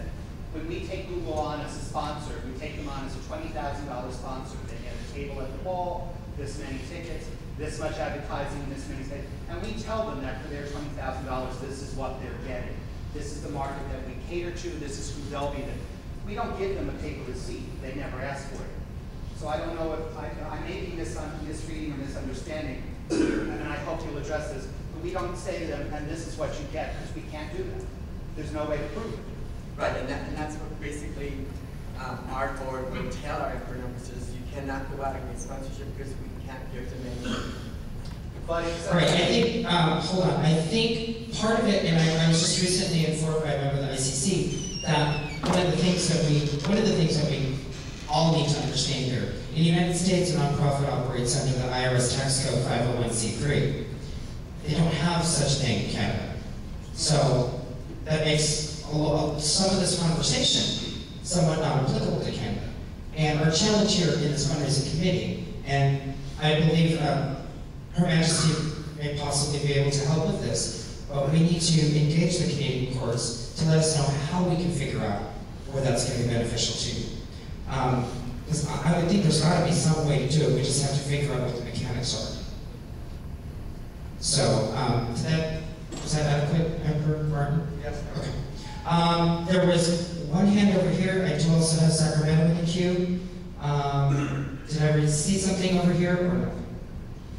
No? Okay. I'll just go right now to Sacramento. Just following up with the honorable member of Fresno, I think it lies in demographics and our strengths and numbers, and maybe perhaps by developing some understanding of our own local demographics and applying that as a body, as a whole, we can maybe grant ourselves these monies by going after those corporate sponsors together, since they are looking for that demographic anyways on a larger basis. Okay, we have gone a little bit into session. I'm going to open it up to Seattle. Is there any last takers for comments? And then we're going to ask the distinguished member from San Francisco to continue this report. Seeing and hearing none, I'll go to Seattle and then we'll continue. One of the things that we keep coming up is 501c3, where the U.S. has one, Canada does not have that type of thing. The whole point of this forum is to teach us all how to go after these corporate sponsors, regardless if we have a 501c3 or not. We're getting information, so I or somebody from Surrey can go to Coca-Cola or Google and get these sponsorships. Doesn't matter if you have a 501c3, they're getting this money. Member from San Francisco, continue, please. Thanks. Thank you. I just want to address something that came out of Sacramento about having one big blanket sponsorships for the ICS or in our individual courts. The difficulty in doing that is that we're all individual corporations, and often what's required of corporations is they want a letter from your corporation, your single corporation, or we do it for one. They want the single letter because it's going to come back to your tax ID. So it's difficult in that respect for the ICS to create this big umbrella of sponsorship because we have 68 courts, 68 different corporations. So I just want to remark on that. It makes it very challenging. I wanted to get back here with the corporate funding. I just want to say it's not easy. It's long term. It's something that you do over time, and very few charitable organizations reach their goals immediately. It takes time and you learn. And one of the things that I will tell you is that listen carefully to what corporate, if you get denied something, listen carefully to what they're telling you, because it teaches you what you need to ask for the next time around. They're not going to give it to you the first time. They're not going to give it to you the second time. But keep asking. Eventually you might get it, but listen to their suggestions. I want to touch base briefly on some special events. We all have a big one every year. It's called Coronation. And it's something that so many courts struggle with. And I look at it's part of the long-term funding for that is very difficult for courts. But part of that is in the planning and how it's marketed. and how it gets out of community calendars. Having it at the same time every year, you know, and having annual participation, they become institutionalized events. And I will tell you that New York is that sort of event. New York Coronation in their city, it's an institutionalized event. Not only do they have the courts, but thousands from the community that come into their coronation. You know, I want to talk about something that's really changing in a broader view of fundraising, and that is it incorporates a second component of fundraising, and what I talk about is self-sustained funding. You know, everybody has to start thinking about how do we start building a nest egg. You know, it's something that long-term you benefit from. And I can use San Francisco as San Francisco Imperial. We have self-sustained funding that pays for our coronation every year. It's reimbursed every year from the funds from coronation. Anything that's a profitable coronation goes to charity, but all of the funding that goes out to set it up and to come back is done through self-sustained funding. And our monarchs then have a very easy job because their charity focus is based on the immediate needs of our community. And it's much easier to go after funding for the charities than it is for your coronation. So it's just something I want you to think about. And that's it at this time. If anybody's got any questions, I'd be more than happy to take them now. I'd like to yield the floor to our chair of our fundraising committee, Mr. Hughes. Good afternoon. How's everybody doing so far? Do y'all need to stand up for just a second and just kind of stretch your legs? Please do so. Everybody stand up at this time. Just to stretch your legs real quick, because I know this first part of phase 1 was a little bit lengthy. Phase 2 will be just as long, if not longer. No, I'm just kidding. He said I can have all the time I wanted. There is an honorable member from Houston. Oh no! Oh. All right. Just a few things about phase 2. I will say this. Disappointed, yes, a little disappointed, a little hurt. Out of the 73 courts, we had 17 courts that did respond to our survey, and we'll talk a little bit more about that later. 72. 72, sorry. Do you have more courts than we know about? 67, sorry. 67? Okay, well, you know. Anyways, sorry, my apologies on that count. The purpose of phase 2 was to collect and share fundraising ideas outside of doing drag shows. I know that's our main bread and butter, but there are other alternatives out there, and that was the main purpose of phase 2 of the fundraising committee's project. The other purpose is to inspire courts' creativity to try something new and to share information with other organizations. We don't own the market on fundraising and fundraising ideas, so part of this project was not only to help serve the courts of the international court system, but to serve as a building block for other organizations within our communities. When we first started on this project, I was approached by someone from another organization who had heard about our current project, and they were very excited that we were doing something like this, and we're looking forward to seeing the results of the fundraising phase 2. Throughout the project, we did start the survey in January. We had a deadline of February 28th, and unfortunately, I noticed that we were having some problems with some of the responses. So we did some changing, but we did get some responses back, which is a great start. Some of the information that we did look for, one of the things I want to say before that is that there are no perfect ideas, and there's always ideas that can be built upon. And I think that's the most important thing, is to take these ideas and try something new in your communities. Some of the information we looked at was how much in expenses are associated with your particular event, what your projected money raised was going to be, the type of venue you used, the size of your community, the numbers in your organization, the number of venues available in your community, because we know that every community is different. So when looking at some of these ideas and you see some of the results that some of these courts offered, you can look and say, well, oh, they've got X number of people in their organization, they've got X number of venues that they use, and you can keep that in mind when you're looking at some of these fundraising ideas. As I stated, yes, I was a little hurt with the participation, and I'm going to leave that up to this session to decide if they want to keep the fundraising committee intact and if this is something that we need to go forward with. And we can talk about that in just a few moments. But what I do want to do is share a couple of ideas that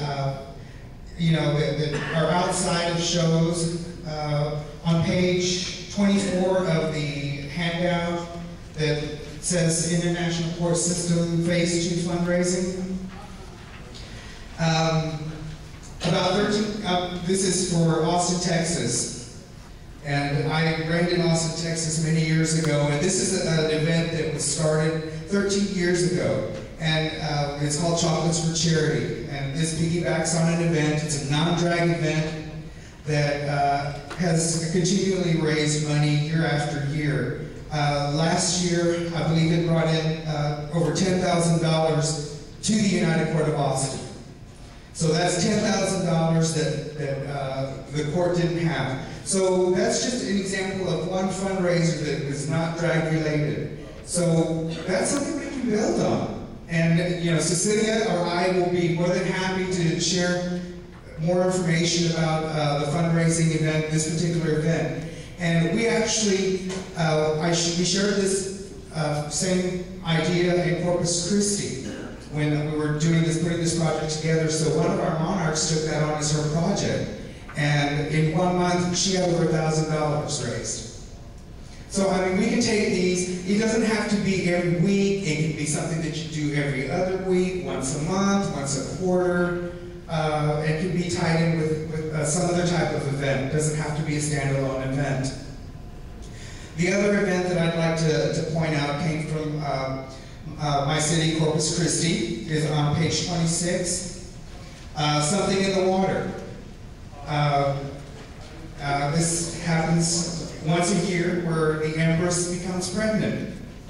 And part of our fundraising is selling tickets to name who the father is. And it just so happened that the father of my child was a Sister Empress of San Antonio. So anything's possible. But this particular fundraiser, this is the announcement of the pregnancy is just the beginning of the fundraising project, because we actually do this for 3 months. And if you picture it, being a pregnant drag queen at the bar, drinking, smoking, doing a show, and getting bigger month after month after month until the day of delivery. We did have one empress that did give birth on stage. Her water broke. It was a little bit of a mess, but you can have fun with it. Part of the, and we did have a show that night, but prior to the show, we had a baby shower. And at this, we promoted the baby shower from the time of the pregnancy and invite people to the baby shower. And it's a traditional baby shower. We do games, we have a cake, and this is in the early evening, about 6 o'clock. And it's a baby shower. We encourage all of the patrons of the bar. We invite the beneficiary. We invite people from MCC Church to come to this event, and they bring baby gifts, diapers, just different types of baby needs. And in 1 year, with not only the gifts, but along with donations, we were able to bring in $5,000 for our charity. And this particular, and I'm sure, I don't know if every city has this type of charity or organization, but this particular organization focuses, primarily deals with infants and children that have been taken out of their homes by Child Protective Services. And oftentimes when they're taken out of their homes, they're taken out of their homes with the clothes on their back or whatever they have in their possession. And the Rainbow Room, which is an organization that we support, is always in need of these types of items, gift cards for hard-to-fit children. And that's just a different type of event. I mean, it doesn't have to be a drag show, but you can turn it into a show afterwards. It's something for us to build on. So, like I said, the main purpose for this particular part of the phase 2 was to come up with other types of ideas. And if Parliament, if the committee, or all of us here in this room want the fundraising committee to move forward with this particular project, I think it's great, but we really need to have everyone's input, because I'm sure that there's something within your organization that you do that could be fun and innovative for the rest of us and could bring in a new idea. And I also want to thank Ethel, who also provided a supplement, and I believe, Noblesse, their role. So you do have a supplement that does go along with the fundraising book. So if you're looking for a fundraising idea. And again, thank you all to those of you that did provide us information to put in our report. And as I stated, if you want us to move forward with this particular report, I'd be more than willing to share it again, but we got to have some support. And that's the main thing. Okay, if you'll keep your microphone, I would like to ask Gaffel to just really briefly talk about Noblesse Road in New York. I had mentioned it last Parliament. Did anyone actually take this idea and run with it? Aha. Well, here's something that doesn't cost you perhaps more than $10, but this year it brought us $8,000 at our wall. $8,000 cash handed to us to go right to the beneficiary. Please consider taking this to your court. One person has to take some names and take some money. And somebody gets to read it out at the wall. It's that simple. It's that simple. I thank you. I apologize profusely that I did not fill out, but of course since March is our wall and I'm the executive producer, I said, I guess I'll put this on the back burner. Oh wait, I guessed the date. So, I apologize, and I will now start giving you a very full report and answer all of the things that you addressed today, because I would like to move some of those numbers the other way, because we do a lot of what you request, you suggest. Thank you. Thank you. Okay, comments or anything about the fundraising committee? Portland?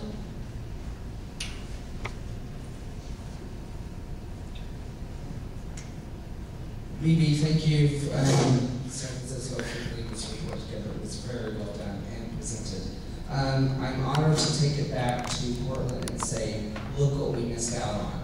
Because my board of directors sat there and told me, no, bad idea. Because they were assuming that the Parliament and the ICS was going to want money and stuff like that. Unfortunately, to my conflict to this, I can go back and say, we missed out on a great opportunity. There were some really good ideas in this, and I applaud you both and all of the committee that put this together. So congratulations to you, and I hope that we all take this back to our cities and our board and say, we need to get on the ball on this, because this is a really good opportunity to take note. Thank you.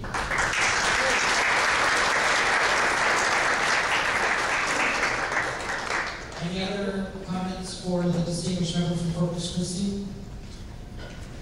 Calgary? Just so you know, part of maybe the misfortune is that I took over from a member that resigned.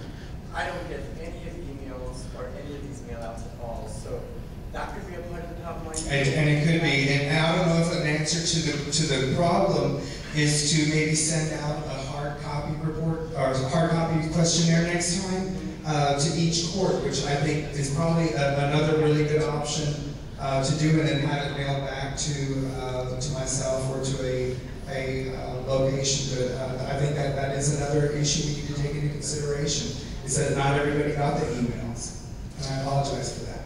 Okay, I'm going to encompass all of this in one statement. Folks, this is our third meeting. We all know that a third date sometimes doesn't go right, but the more dates you have, the better it gets. The same idea here at Parlament. We started out in the first session, we got some business done. Second session, we got some business done. Third session, we're getting business done. I'm going to challenge all of you. Let's continue to get this business done. Okay? I would like to rediscuss the Finance Committee. I think it's a very valuable committee. I'd like to take that on action later on in the session after the reporting is complete. And exactly to what Portland has said, exactly to what New York has said, let's all take this back. Okay? You guys, at the end of the session, are going to have so many wonderful, great ideas, so much information to take back. And you know what?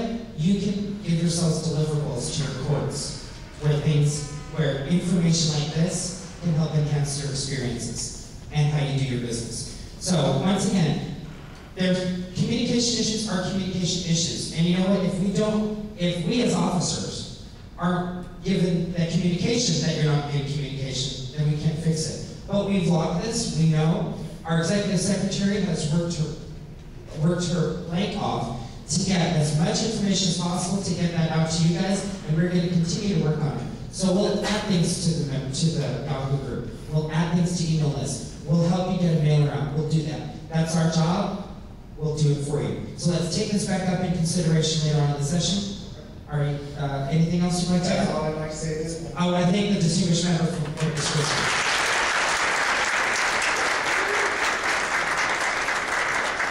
Very good.